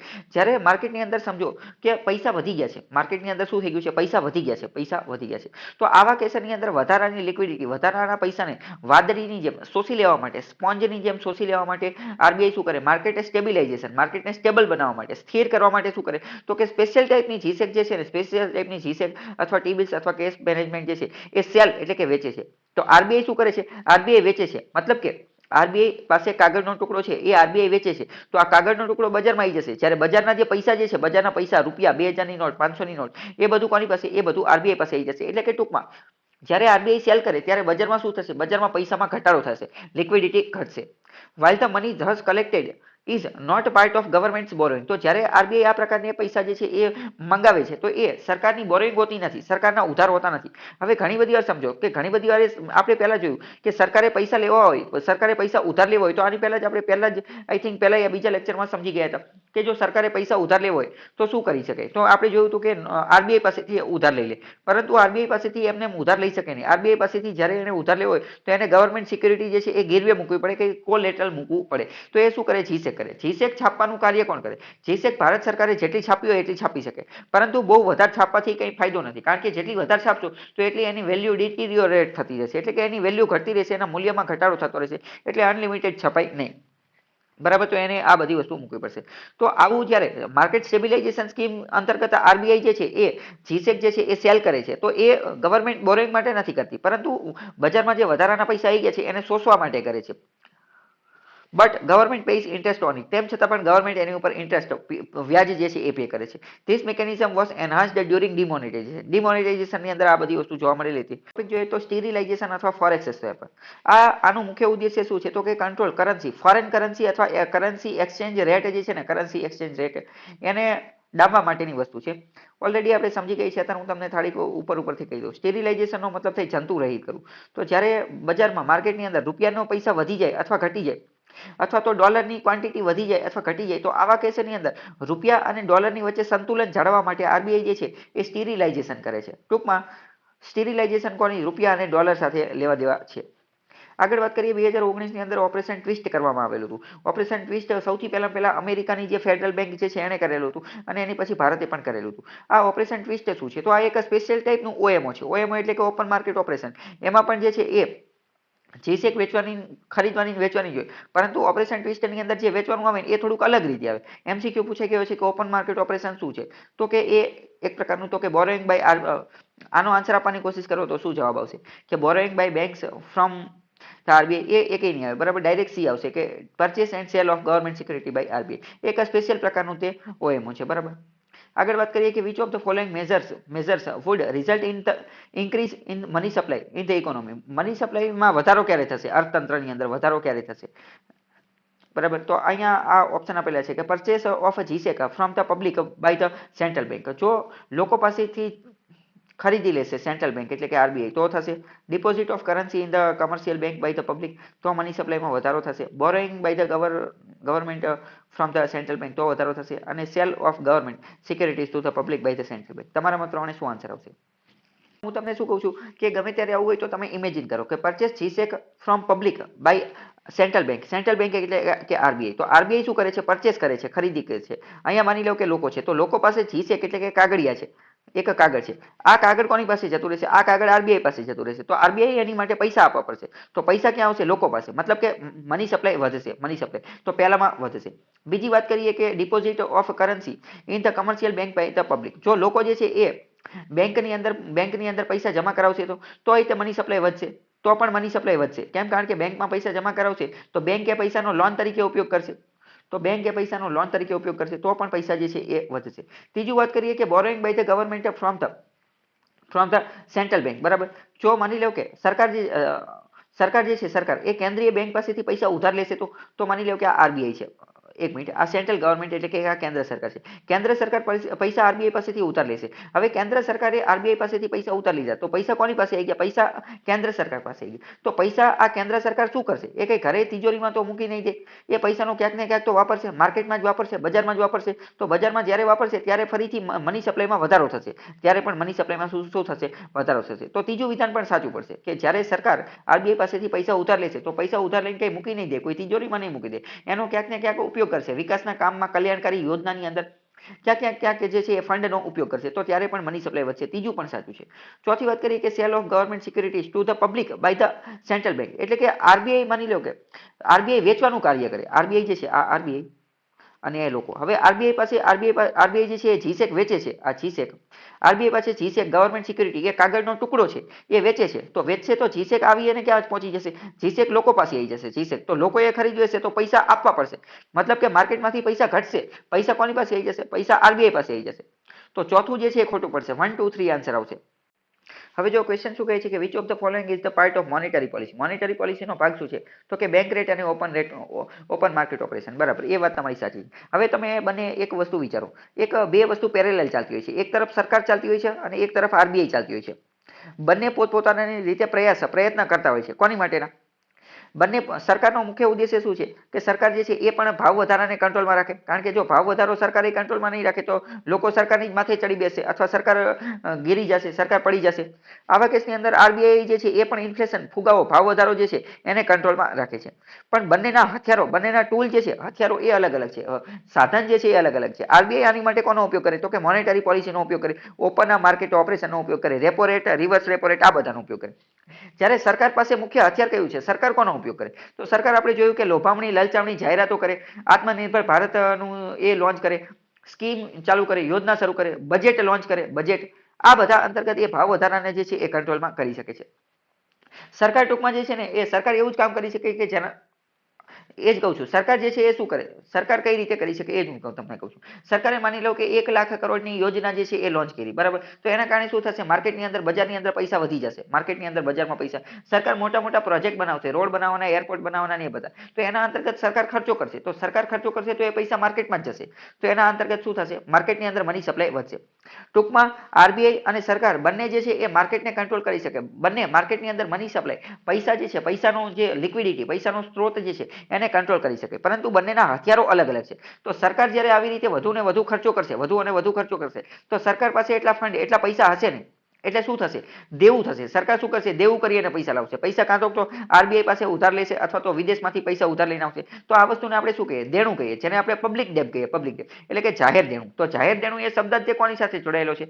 એ સરકાર સાથે જોડાયેલો છે. જ્યારે પબ્લિક રેવન્યુ એટલે કે સરકારની જે કુલ આવક જે છે, તો કુલ આવક એ શબ્દ પણ સરકાર સાથે જોડે છે. તો 3 અને 4 એને ઓએમઓ સાથે કોઈ લેવા દેવા નથી, એને ગવર્મેન્ટ, સરકાર સાથે લેવા દેવા છે. એટલે ટૂંકમાં જોઈએ તો બે પાર્ટી છે, એક તો આરબીઆઈ અને એક તો ગવર્મેન્ટ એટલે કે સરકાર. અને બંને જે છે એ માર્કેટની અંદર મની જે છે, મની સપ્લાય એને કંટ્રોલ કરી શકે છે. પરંતુ બંનેના હથિયારો અલગ અલગ છે અને બંને પોતપોતાની અલગ અલગ યોજના, અલગ અલગ નીતિઓ દ્વારા બધી વસ્તુ જે છે એ કંટ્રોલ કરી શકે છે. આગળ વાત કરીએ મોનેટરી પોલિસી, એની અંદર ક્વોન્ટિટેટિવ ટૂલ્સની અંદર ઓપરેશન ટ્વિસ્ટ જોઈએ કે ઓપરેશન ટ્વિસ્ટ શું છે એ સમજીએ. પહેલા સિક્યુરિટી, ડેબ, જીસેક અને બોન્ડ. ડેબ એટલે શું? તો કે ડેબ એટલે કે ઉધાર. સરકારે જો પૈસા ઉધાર લેવો હોય તો શું કરે? સરકારે પૈસા ઉધાર લેવો હોય તો કાં તો બોન્ડ ઇસ્યુ કરે, કાં તો ગવર્મેન્ટ સિક્યુરિટી ઇસ્યુ કરે. જો સરકારે પૈસા ઉધાર લેવો હોય તો એ ગવર્મેન્ટ સિક્યુરિટી ઇસ્યુ કરે. પરંતુ માની લો કે કોઈ કંપનીએ પૈસા ઉધાર લેવા છે તો એ બોન્ડ ઇસ્યુ કરે. તો શું કરે? બોન્ડ ઇસ્યુ કરે. માની લો કે રિલાયન્સ કંપની જે છે, રિલાયન્સ કંપની, એને પૈસા ઉધાર જોઈએ છે તો એ બોન્ડ ઇસ્યુ કરશે, બોન્ડ. બરાબર. તો આ સિક્યુરિટીનો મતલબ શું થઈ? આ સિક્યુરિટી, આ ડેબ, બોન્ડ અને જીસેક એ બંને એક પ્રકારની સિક્યુરિટી છે. એ બંને એક પ્રકારની શું છે? સિક્યુરિટી. એ સિક્યુરિટીનો જ એક પ્રકાર છે. તો સિક્યુરિટી મીન્સ અ સર્ટિફિકેટ. સિક્યુરિટીનો મતલબ શું? એક પ્રકારનું સર્ટિફિકેટ, એક પ્રકારનું ડોક્યુમેન્ટ અથવા એક પ્રકારનું કાગળ જે ઇન્ડિકેટ, દર્શાવે છે that its holder is eligible to receive a certain amount of money at a particular time. કે કાગળની અંદર લખેલું કે આ કાગળનો ધારક કરતા, આ કાગળનો હોલ્ડર જે છે ને એ જે તે સમયે જે તે પૈસા જે છે એની માલિકી ધરાવે છે. એટલે કે એ પ્રકારની સિક્યુરિટી ધરાવે છે. એ શું હોઈ શકે? ગવર્મેન્ટ સિક્યુરિટી પણ હોઈ શકે અને બોન્ડ પણ હોઈ શકે. બોન્ડ કોની માટે? કંપની માટે. ગવર્મેન્ટ સિક્યુરિટી કોની માટે? તો કે સરકાર માટે. હવે આપણે જોઈએ કે બોરોઅર એટલે કે ઉધાર લેવા વાળા વ્યક્તિ. ઉધાર કોણ લે? તો ઉધાર લેવામાં આપણે જોઈએ કે બેંક પાસેથી ઉધાર લેવા કોણ આવે? તો કે સરકાર પણ આવી શકે અને કોર્પોરેટ પણ આવી શકે. કોર્પોરેટ એટલે કે ઉદ્યોગપતિ, ઉદ્યોગ જગતના જે લોકો હોય એ. તો હવે માની લો કે સરકારે ટૂંકા ગાળા માટે લોન લેવી છે, ટૂંકા ગાળા માટે પૈસા ઉધાર લેવા છે, ટૂંકા ગાળા એટલે કે 1 વર્ષ કરતાં ઓછા માટે. તો સરકાર ટી બિલ્સ, ટ્રેઝરી બિલ્સ રજૂ કરશે અથવા કેશ મેનેજમેન્ટ બિલ રજૂ કરશે. કેશ મેનેજમેન્ટ બિલ રજૂ કરશે. કોર્પોરેટ, ઉદ્યોગ જગતે ટૂંકા ગાળા માટે પૈસા ઉધાર લેવા છે તો શું કરશે? બિલ ઓફ એક્સચેન્જનો ઉપયોગ કરશે, કમર્શિયલ પેપરનો ઉપયોગ કરશે અથવા પ્રોમિસરી નોટનો ઉપયોગ કરશે. આમાંનો કોઈ પણનો ઉપયોગ કરશે. બરાબર. હવે માની લો કે સરકારે લાંબા ગાળા માટે 1 વર્ષ કરતાં વધારે માટે જે છે એ લોન લેવી છે તો શું કરશે? તો એ ગવર્મેન્ટ સિક્યુરિટીનો ઉપયોગ કરશે અથવા સોવરેન બોન્ડનો ઉપયોગ કરશે. સોવરેન બોન્ડનો ઉપયોગ કરશે. જ્યારે કોર્પોરેટ, ઉદ્યોગ જગતે વધુ લાંબા ગાળા માટે લેવું છે તો બોન્ડનો ઉપયોગ કરશે અથવા ડિબેન્ચરનો ઉપયોગ કરશે. તો આવી રીતે આ બધાના માધ્યમથી જે છે એ પૈસા ઉધાર લઈ શકે છે. હવે આપણે જોઈએ કે ગવર્મેન્ટ, સરકાર પૈસા ઉધાર લેશે અને ઉદ્યોગ જગતનો કોઈ વ્યક્તિ, વેપારી જે છે એ પૈસા ઉધાર લેશે. માની લો કે તમે બેંક છો, તમારે બેયને હજાર રૂપિયા આપવાના છે તો તમે વ્યાજ કોની પાસેથી વધારે વસૂલશો? વધુ વ્યાજ તમે કોની પાસેથી લેશો? સરકાર પાસેથી કે ઉદ્યોગપતિ પાસેથી? તો ઉદ્યોગપતિ પાસેથી વ્યાજ વધારે વસૂલવું પડશે, સરકારનું વ્યાજ ઓછું હશે. કેમ? કારણ કે સરકારની પાસેથી પૈસા પાછા આવી જ જશે, ક્યારેક ને ક્યારેક તો સરકારની પાસેથી પૈસા પાછા આવી જશે, કારણ કે સરકાર જે છે એ કેવી છે તો કે ટ્રસ્ટ વર્થી છે, એ કેવી છે તો કે વિશ્વાસપાત્ર છે. જો આ સરકાર જતી રહેશે તો જે બીજી સરકાર આવશે એ પૈસા પાછા આપી દેશે. કેમ? કારણ કે એ ભારતના રાજપત્ર ઉપર લખેલું છે, એનો એ એક રીતે વિશ્વાસપાત્ર છે. કોર્પોરેટ તો શું, એ બિઝનેસ કરશે, એનો બિઝનેસ પ્રોફિટમાં થાય તો જ તે પૈસા આવશે, નહીં આવે, મતલબ કે રિસ્ક વધારે રહેલી છે એટલે વ્યાજ વધુ. આટલી વસ્તુ ખ્યાલ આવ્યો? હવે આપણે કોર્પોરેટ બોન્ડની વાત કરીએ. કોર્પોરેટ લોકો, ઉદ્યોગ જગતના લોકો જે છે, એટલે અલગ અલગ કંપની, અલગ અલગ બિઝનેસમેન લોકો જે છે એ બોન્ડ ઇસ્યુ કરતા હોય છે. શા માટે બોન્ડ ઇસ્યુ કરતા હોય છે? કે એમને પૈસા મળી જાય એટલે. માની લો કે રિલાયન્સ કંપની જે છે એ 100 બોન્ડ ઇસ્યુ કરે. હવે આ 100 બોન્ડ જે છે એ 10-10 રૂપિયાના છે, બરાબર? એક બોન્ડની કિંમત 10 રૂપિયા છે, તો ટોટલ કેટલા? 1000 રૂપિયા થઈ ગયા, 1000 રૂપિયા.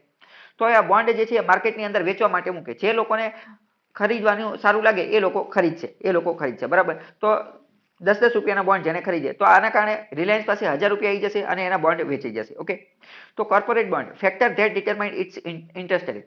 હવે આપણે જોઈએ કે કોર્પોરેટ બોન્ડ જે છે એનો વ્યાજ દર નક્કી કેવી રીતે થાય છે, એનો નક્કી કેવી રીતે.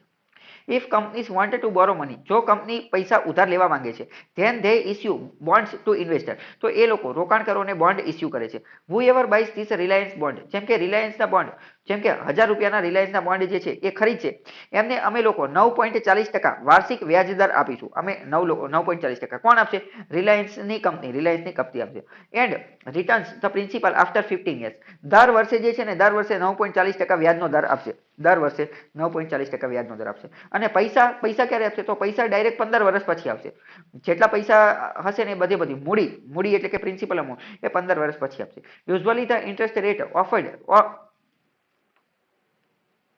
એટલી જેટલા પૈસા પહેલા આપેલા હોય એટલી જ મૂડી મળે, બરાબર? માની લો કે 1000 રૂપિયાના તમે 2 બોન્ડ ખરીદ્યા, 1000 રૂપિયાના 2 બોન્ડ, તો 2000 રૂપિયા તમે રિલાયન્સને આપ્યા અને તમારી પાસે બે બોન્ડ આવી ગયા, એટલે કે 2 ડોક્યુમેન્ટ, 2 કાગળિયા આવી ગયા. તો આ 2000 રૂપિયા ઉપર તમને દર વર્ષે 9.40% વ્યાજ મળશે, 9.40% વ્યાજ મળશે.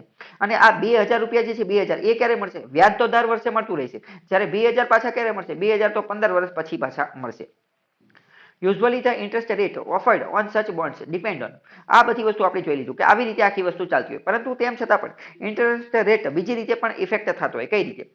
ફેક્ટર કયા પરિબળો છે? પહેલું risk, credit rating of company. તો આપણે જોયું કે રિલાયન્સ જે છે એને 9.40% વ્યાજ દર જે છે એ ઇસ્યુ કર્યો, પરંતુ માની લો કે રિલાયન્સની એટલી બધી વેલ્યુ ન હોય, અથવા તો લોકોને રિલાયન્સ કંપનીની અંદર વિશ્વાસ નથી, તો આવા કેસની અંદર એવું બની શકે કે કોઈ લોકો જે છે એ રિલાયન્સના બોન્ડ ખરીદે જ નહીં.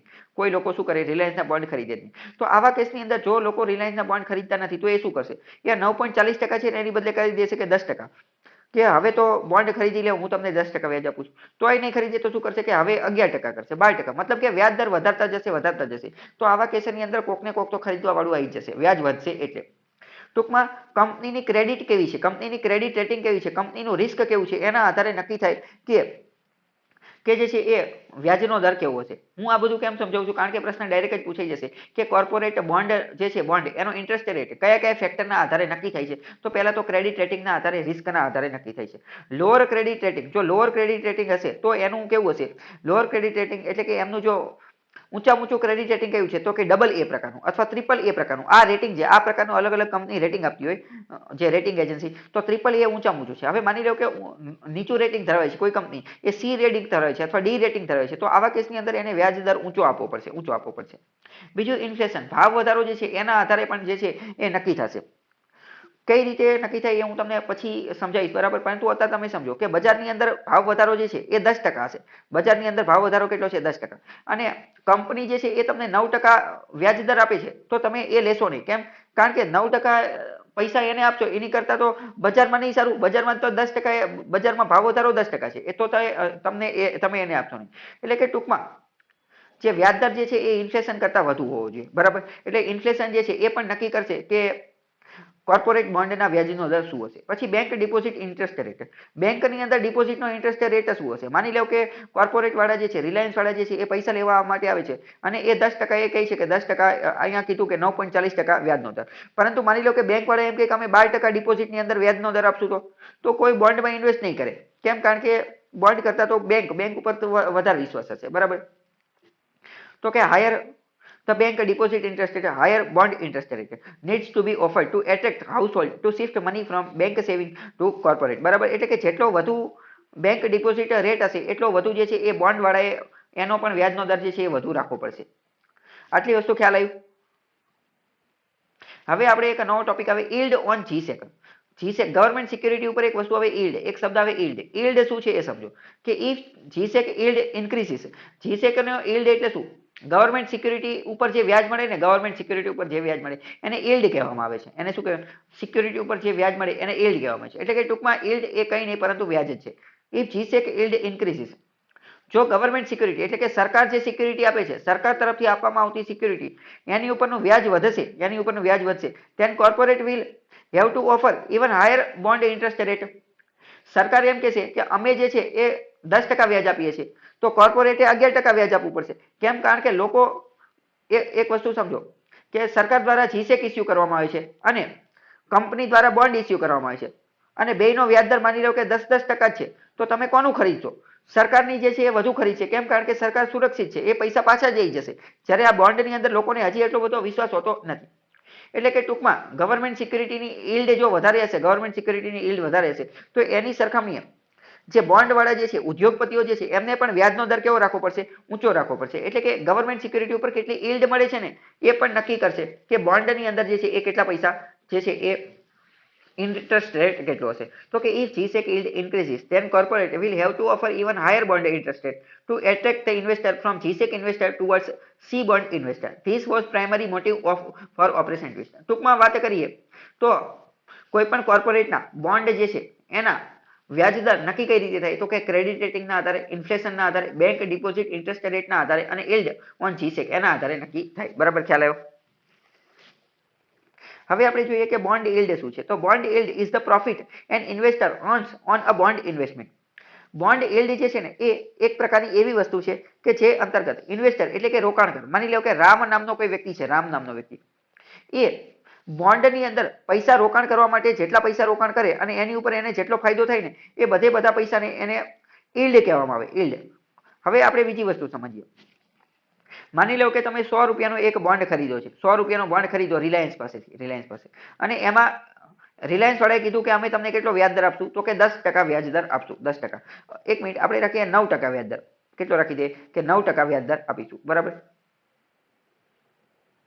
9% વ્યાજ દર આપીશું. હવે તમે જે છે એ આ 9% અને રિલાયન્સ વાળા આ પૈસા ક્યારે પાછા આપવાના છે? તો કે 15 વર્ષ પછી.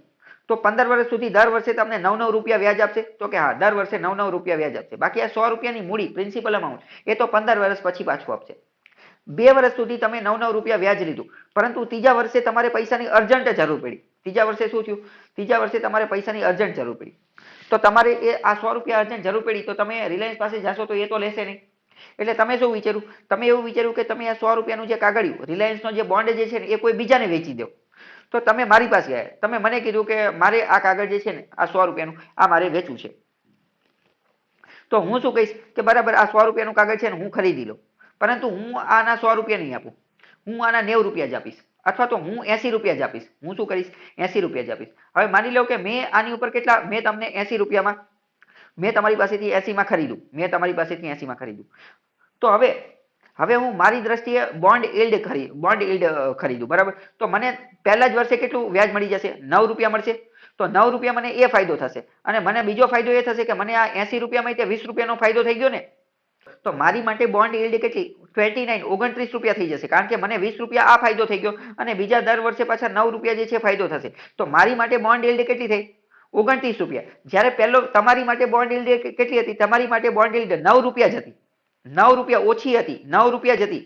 કેમ? કારણ કે તમને દર વર્ષે જે છે એ ખાલી 9 રૂપિયા વ્યાજ જ મળતું હતું. જ્યારે મારી માટે તો ડાયરેક્ટ પહેલા જ વર્ષે એ કેટલી થઈ ગઈ? તો કે 29 રૂપિયા થઈ ગઈ. ખ્યાલ આવ્યો કે નહીં? તો આ રીતે આને જે છે એ બોન્ડ યીલ્ડ કહેવાય. આને બોન્ડ યીલ્ડ કહેવાય. Suppose government issues a government security or bond at 8% annual. માની લો કે સરકાર 8% વ્યાજના દરે જે છે એ 1 વર્ષના સમયગાળા માટે આ બોન્ડ જે છે એ ઇસ્યુ કરે છે. તો માની લો કે ભીડે માસ્તર જે તારક મહેતામાં આવે, એ ભીડે જે છે એ 100 રૂપિયા એની અંદર ઇન્વેસ્ટ કરે છે 8%. તો મતલબ કે 1 વર્ષ પછી એને કેટલા પૈસા મળશે? 100 રૂપિયા પ્રિન્સિપલ અને 8 રૂપિયા ઇન્ટરેસ્ટ, એટલે કે એને 108 રૂપિયા મળવા જોઈએ. બટ સપોઝ બિફોર મેચ્યોરિટી એટલે કે 1 વર્ષ પૂરું થાય એની પહેલા તે ભીડે માસ્તરને અર્જન્ટલી પૈસાની જરૂર પડે છે. તો એ શું કરશે કે એ આ 100 રૂપિયાની ગવર્મેન્ટ સિક્યુરિટી જે છે એ વેચશે. તો માની લો કે જેઠાલાલને વેચે છે, જેઠાલાલને વેચે છે. કઈ રીતે? તો જેઠાલાલ જે છે એની પાસે વેચવા જશે તો જેઠાલાલ કે એના 100 રૂપિયા તો આપશે નહીં. એ એમ કહેશે કે હવે તારે તો અત્યારે તાત્કાલિક પૈસાની જરૂર છે તો હું આના 100 રૂપિયા નહીં આપું, હું આના 90 રૂપિયા જ આપીશ, હું આના 90 રૂપિયા જ આપીશ. બરાબર. તો જેઠાલાલ કીપ્સ તો જેઠાલાલ જે છે એ આ બોન્ડ જે છે બોન્ડ એને મેચ્યોરિટી તરીકે એમને એમ જ રાખશે, જ્યાં સુધી 1 વર્ષ પૂરું ન થાય ત્યાં સુધી એમને એમ રાખશે. તો ગવર્મેન્ટ સરકાર એને કેટલું આપશે? તો સરકાર પહેલા તો ગવર્મેન્ટ એને 108 રૂપિયા તો આપશે જ તે. 108 રૂપિયા. કયા 108 રૂપિયા? 8 રૂપિયા વ્યાજના, 100 રૂપિયા પ્રિન્સિપાલના. બરાબર. એટલે કે 8 રૂપિયા એને એ ફાયદો થયો, 8 રૂપિયા એને એ ફાયદો થયો. બાકી ભીડે પાસેથી એને કઈ એ 100 રૂપિયાનું નથી ખરીદ્યું, 90 રૂપિયાનું ખરીદ્યું છે. એટલે 10 રૂપિયાનો એ ફાયદો થયો, એટલે ટોટલ એને 18 રૂપિયાનો ફાયદો થશે. ટોટલ એને 18 રૂપિયાનો ફાયદો થશે. બરાબર. તો આને આપણે યીલ્ડ તરીકે સમજી શકીએ. બોન્ડ એટલે ટૂંકમાં એવું કહી શકીએ કે બોન્ડ યીલ્ડ જે છે ને એ કિંમત પ્રાઇસના ઇન્વર્સ પ્રમાણમાં હોય છે. જે કિંમત હોય ને કિંમત એના ઇન્વર્સ પ્રમાણેની અંદર ચાલે છે. ભીડેને કેટલામાં પડ્યું હતું? તો કે 100 રૂપિયાની અંદર. વ્યાજનો દર કેટલો હતો? 8%.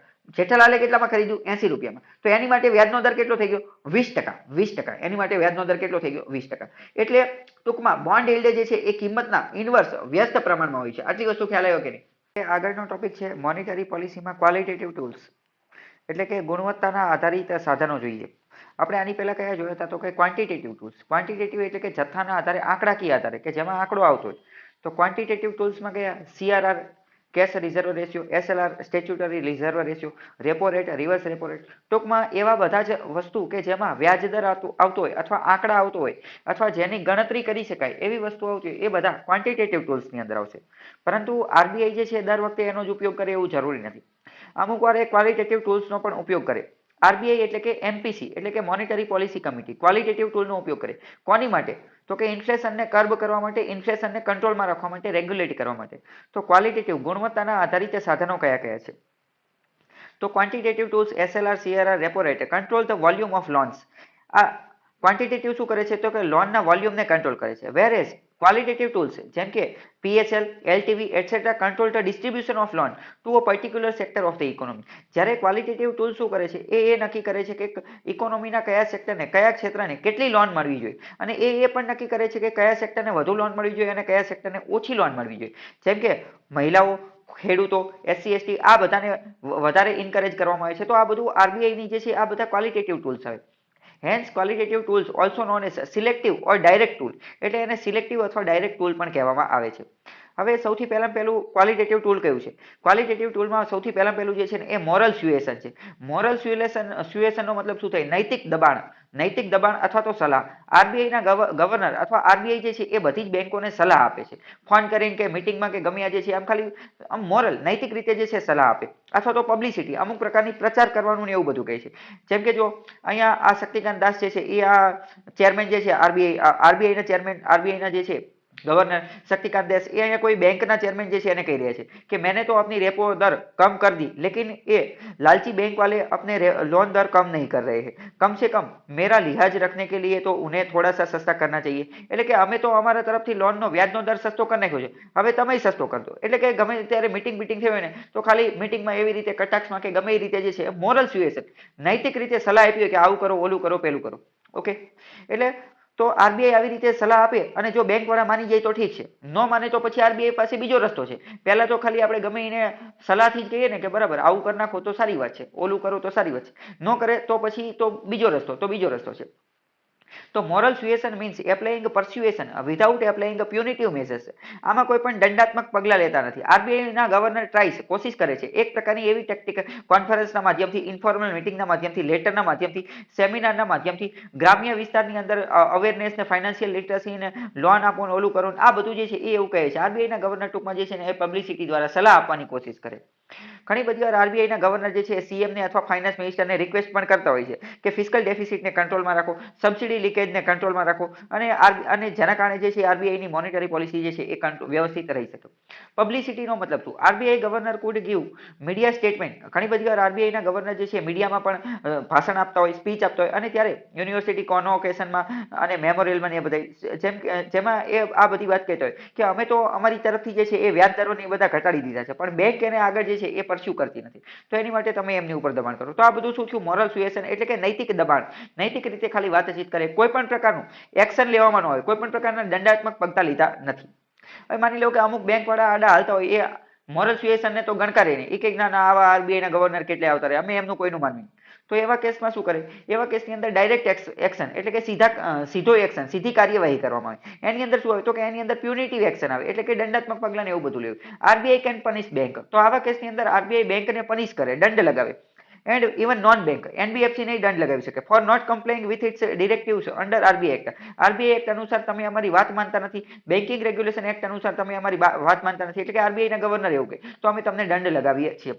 પેમેન્ટ એન્ડ સેટલમેન્ટ એક્ટ અનુસાર, prevention of money laundering act અનુસાર અથવા ફેમા એક્ટ અનુસાર આ બધા પાવર મળેલા છે કોને, આરબીઆઈ ને, કે જે તે બેંકને દંડ લગાવી શકે. 2019 ની અંદર આરબીઆઈ ઓર્ડર આપ્યો બેંકને, શું ઓર્ડર આપ્યો કે ક્લોબેક provision in their CEO and top executive salaries. If the CEO did any scam, fraud, he will have to return his previously paid salary, bonus, even if he had retired, left the job આફ્ટરવર્ડ્સ. આનો મતલબ શું? આનો મતલબ એમ કે જો માની લો કે કોઈ વ્યક્તિ જે છે, કોઈ ઓફિસર છે, એ બેંકનો એક્ઝિક્યુટિવ ઓફિસર જે છે, એ પછી ઉચ્ચ લેવલનો કે નીચેના લેવલનો અથવા સીઈઓ કોઈ પણ પ્રકારનો ઓફિસર હોય અને એ કોઈ સ્કેમની અંદર પકડાઈ જાય, કોઈ ફ્રોડની અંદર પકડાઈ જાય અને ખબર પડે કે આને તો બહુ મોટું સ્કેમ અને ફ્રોડ કરેલ, તો આવા કેસમાં શું કરવાનું? આવા કેસમાં આરબીઆઈ એવું કીધું કે આવા કેસની અંદર એ સીઈઓ પાસેથી એની જે સેલરી પગાર જે છે ને એ પાછો લઈ લેવાનો, એ પગાર જે છે પાછો લેવાનો. જો એ રિટાયર્ડ થઈ ગયો હોય તો પાછો લઈ લેવાનો. તો આ એક રીતનું શું થયું, ડાયરેક્ટ એક્શન, એટલે કે તમારે કેવું કરવાનું જ છે, ફરજિયાત કરવાનું છે, બરાબર. આગળ બીજું શું કાર્ય કરી શકે તો આ મોરલ સુએશન અને ડાયરેક્ટ એક્શન આ બંને શું થયું તો કે ક્વોલિટેટિવ ટૂલ. બીજું એક ક્વોલિટેટિવ ટૂલ કયું છે તો કે માર્જિન રિક્વાયરમેન્ટ, અમુક પ્રકારનું માર્જિન જાળવી રાખવાનું, અથવા લોન ટુ વેલ્યુ એટલે કે મૂલ્યના આધારે કેટલી લોન આપવાની એ જોઈએ. જેમ કે RBI can mandate loan to value જે છે એ કરી શકે for a gold loan. RBI એવું કહી શકે કે તમે જે છે એ ગોલ્ડ લોનમાં, ફોર એક્ઝામ્પલ સમજો કે બેંક જે છે એસબીઆઈ પાસે માની લો કે ટોટલ 1000 રૂપિયા લોનમાં આપવા માટે છે, લોનમાં આપવા માટે ટોટલ 1000 રૂપિયા છે, તો આરબીઆઈ એમને એમ કહી શકે આ 1000 રૂપિયામાંથી જે છે ને અમુક ટકા રૂપિયા, x ટકા રૂપિયા તમારે ફરજિયાત ગોલ્ડ લોનમાં આપવાના છે, અમુક ટકા રૂપિયા y ટકા રૂપિયા તમારે ફરજિયાત ગોલ્ડ લોનમાં આપવાના છે, z ટકા રૂપિયા ફરજિયાત ઓટો લોનમાં આપવાના છે, b ટકા રૂપિયા ફરજિયાત જે છે બિઝનેસ લોનમાં આપવાના છે. એટલે કે આરબીઆઈ આ પ્રકારનું જે છે લોન ટુ વેલ્યુ કે કેટલા પૈસા, કેટલા પર્સન્ટેજ પૈસા કઈ લોનમાં આપવાના એ પણ એવું કહી શકે. આરબીઆઈ એવું બેંકને અને એનબીએફસી ને કહી શકે છે.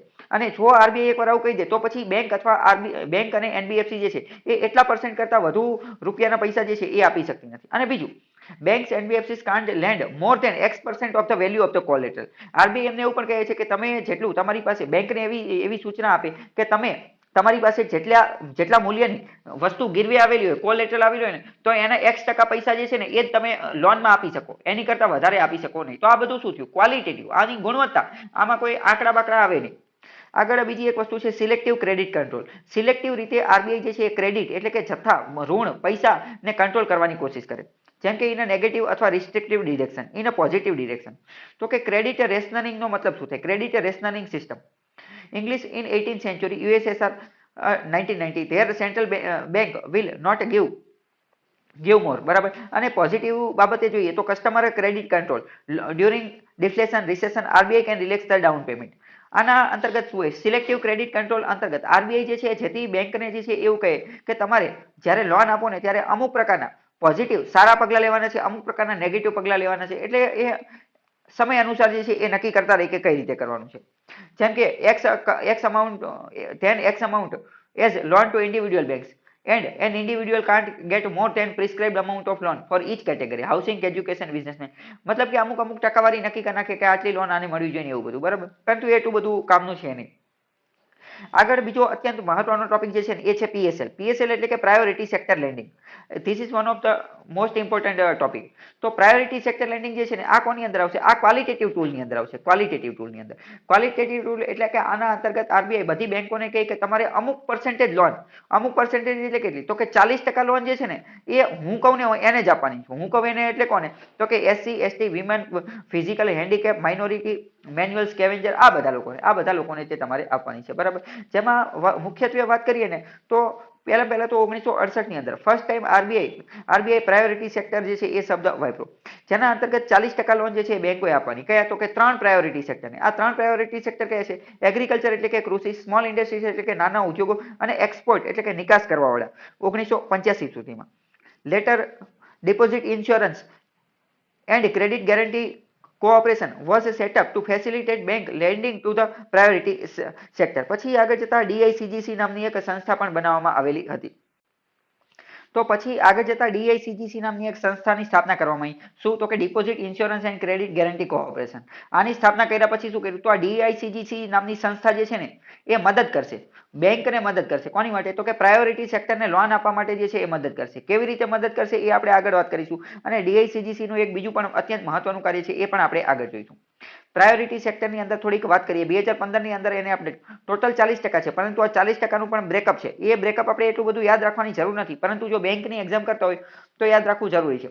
પણ અમુક વાર જીપીએસસી ની અંદર આ જે છે એ ક્રમમાં પૂછાઈ જાય અથવા તો વિધાનવાળા વાક્યમાં મૂકી દે કે પ્રાયોરિટી સેક્ટર લેન્ડિંગ ની અંદર સૌથી વધુ જે યોગદાન જે છે ને એ વીકર સેક્શનનું છે. તો આવી રીતે એની માટે જરૂરી છે. તો 10% લોન જે છે 40% માંથી 10% કોને આપવાના? તો કે weaker section, SC ST, women, handicraft, પછી માઇનોરિટી, મેન્યુઅલ, સ્કેવેન્જર, આ બધા લોકોને આપવાના. બરાબર. જ્યારે બીજી 10% જે છે ને એ એગ્રીકલ્ચરને આપવાની. એટલે સૌથી વધુ યોગદાન 20% તો વીકર સેક્શન અને એગ્રીકલ્ચર માટે જે છે એ રાખેલું છે. એગ્રીકલ્ચરની અંદર ઓલ ફાર્મ અને સ્મોલ બિગ બધા ફાર્મરને આપવાની. જ્યારે 8% બીજી જે છે ને એ કોને આપવાની? તો કે એ એગ્રીકલ્ચરની અંદર જ આપવાના, પરંતુ માર્જિનલ ફાર્મરને જ આપવાની અને સ્મોલ ફાર્મરને જ આપવાની. માર્જિનલ ફાર્મર એટલે કે એવો વ્યક્તિ કે જેની પાસે 1 હેક્ટર સુધીની જમીન છે.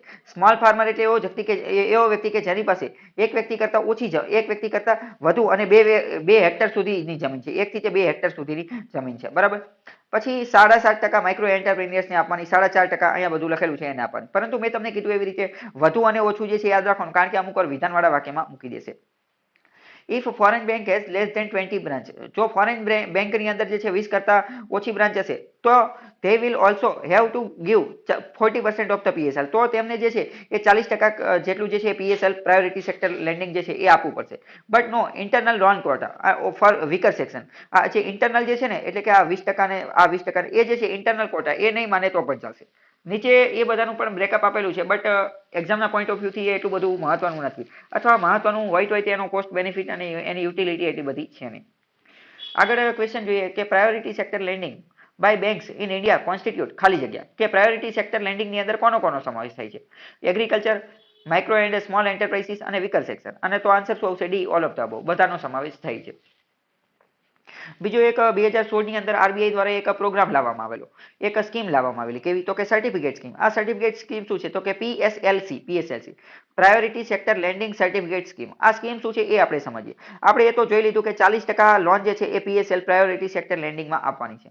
હવે માની લો કે એસબીઆઈ બેંક છે. બરાબર. એસબીઆઈ બેંક છે. એસબીઆઈ પાસે જે છે એસબીઆઈ એની પાસે ટોટલ 5000 રૂપિયા આવ્યા છે. તો 5000 ના આપણે 40% જોઈએ. 5000 ના આપણે 40% જોઈએ તો 2000 રૂપિયા થશે. કેટલા થશે? 5000 ના 40% કેટલા? 2000 થશે. તો મતલબ કે આ 5000 માંથી 2000 રૂપિયાની લોન જે છે ને એને પીએસએલ માં આપવી પડશે. કેટલામાં? પીએસએલ માં આપવી પડશે. હવે જ્યારે બીજી એક બેંક છે એની સામે એચડીએફસી બેંક. કઈ? HDFC bank. એચડીએફસી બેંક જે છે એની પાસે પણ માની લો કે 10,000 લોનમાં આપી શકે એટલી રકમ છે. તો આ 10,000 માંથી આપણે 40% જોઈએ તો કેટલા થશે?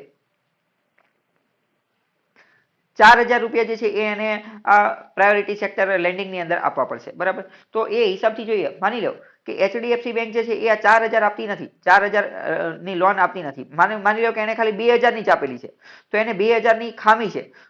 હવે માની લો કે એસબીઆઈ જે છે એને આ 2000 ની બદલે 3000 ની આપી દીધેલી છે અને એની પાસે જો વધારાનું હશે તો એચડીએફસી એસબીઆઈ પાસેથી એ પ્રકારનું સર્ટિફિકેટ જે છે એ ખરીદી લેશે.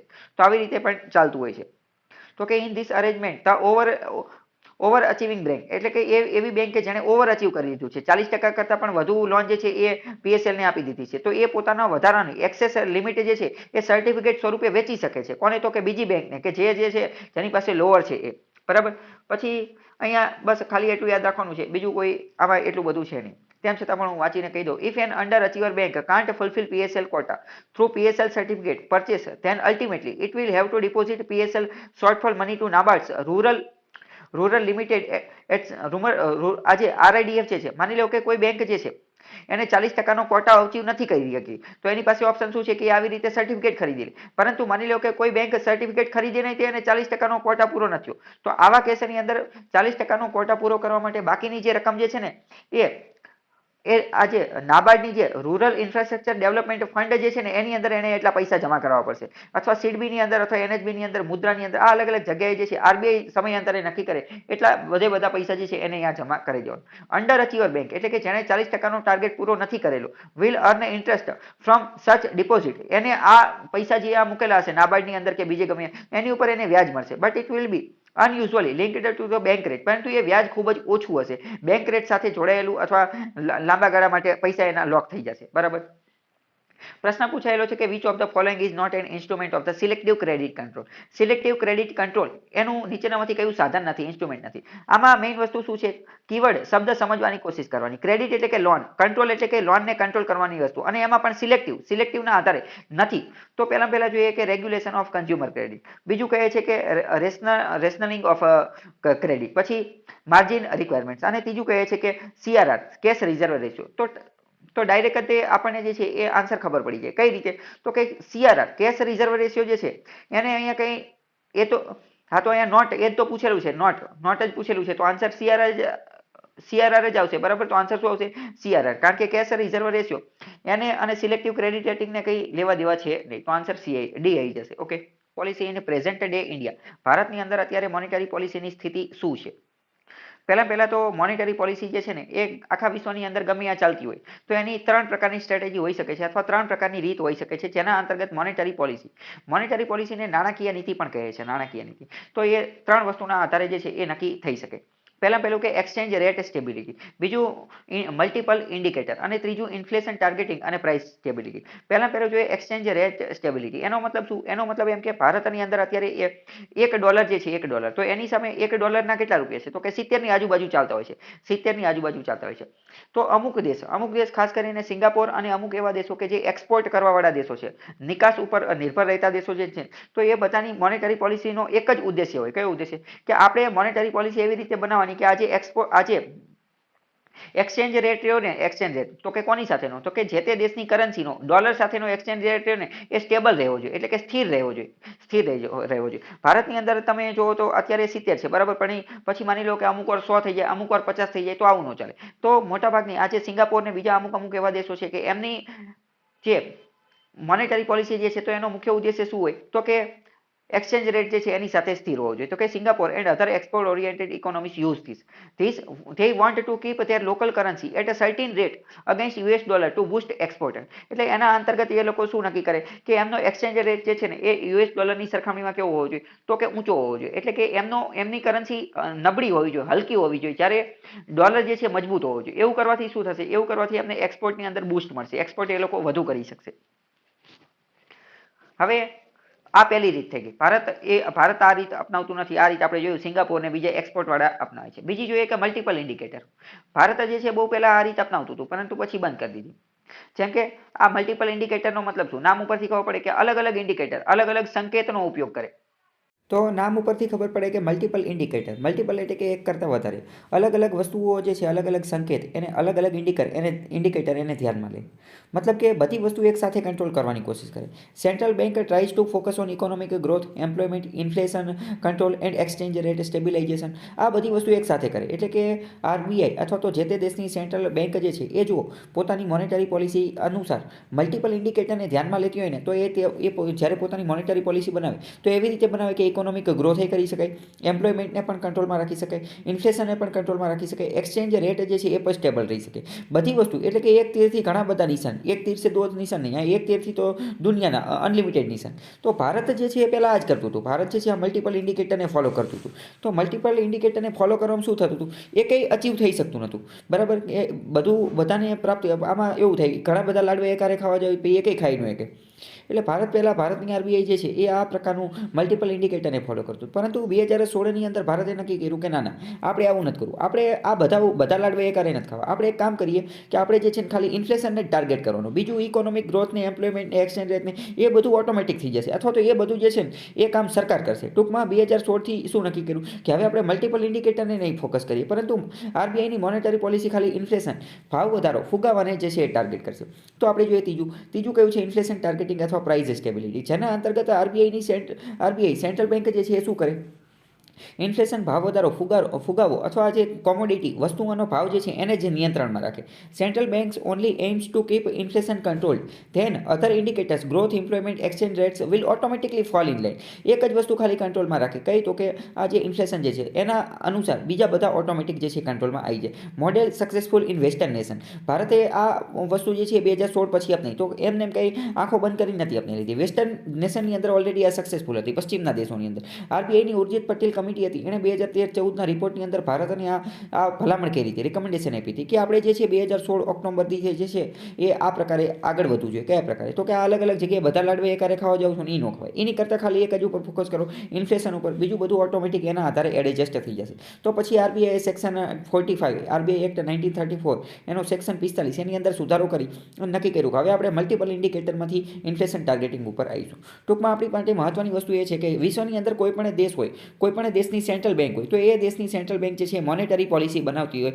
એટલે કે મુદ્રા માટેની નીતિ બનાવતી હોય, મુદ્રા માટેની જે છે એ નીતિ બનાવતી હોય. આ નીતિ જે છે, આ નીતિ એ ત્રણ આધારે હોઈ શકે. કાં તો એક્સચેન્જ રેટ સ્ટેબિલિટીના આધારે હોઈ શકે, કાં મલ્ટિપલ ઇન્ડિકેટર હોઈ શકે, કાં ઇન્ફ્લેશન ટાર્ગેટિંગ અથવા પ્રાઇસ સ્ટેબિલિટી હોઈ શકે. પ્રશ્ન પૂછે છે ભારતની એમપીસી જે છે મોનેટરી પોલિસી એ કોના આધારે બને છે? તો કે ઇન્ફ્લેશન ટાર્ગેટિંગના આધારે બને છે. પ્રશ્ન પૂછે છે કે ભારતની જે છે એમપીસી એ 2016 પહેલાં કોના આધારે બનતી? તો કે મલ્ટિપલ ઇન્ડિકેટરના આધારે બનતી હતી. આટલી વસ્તુ તમારે યાદ રાખવાની છે.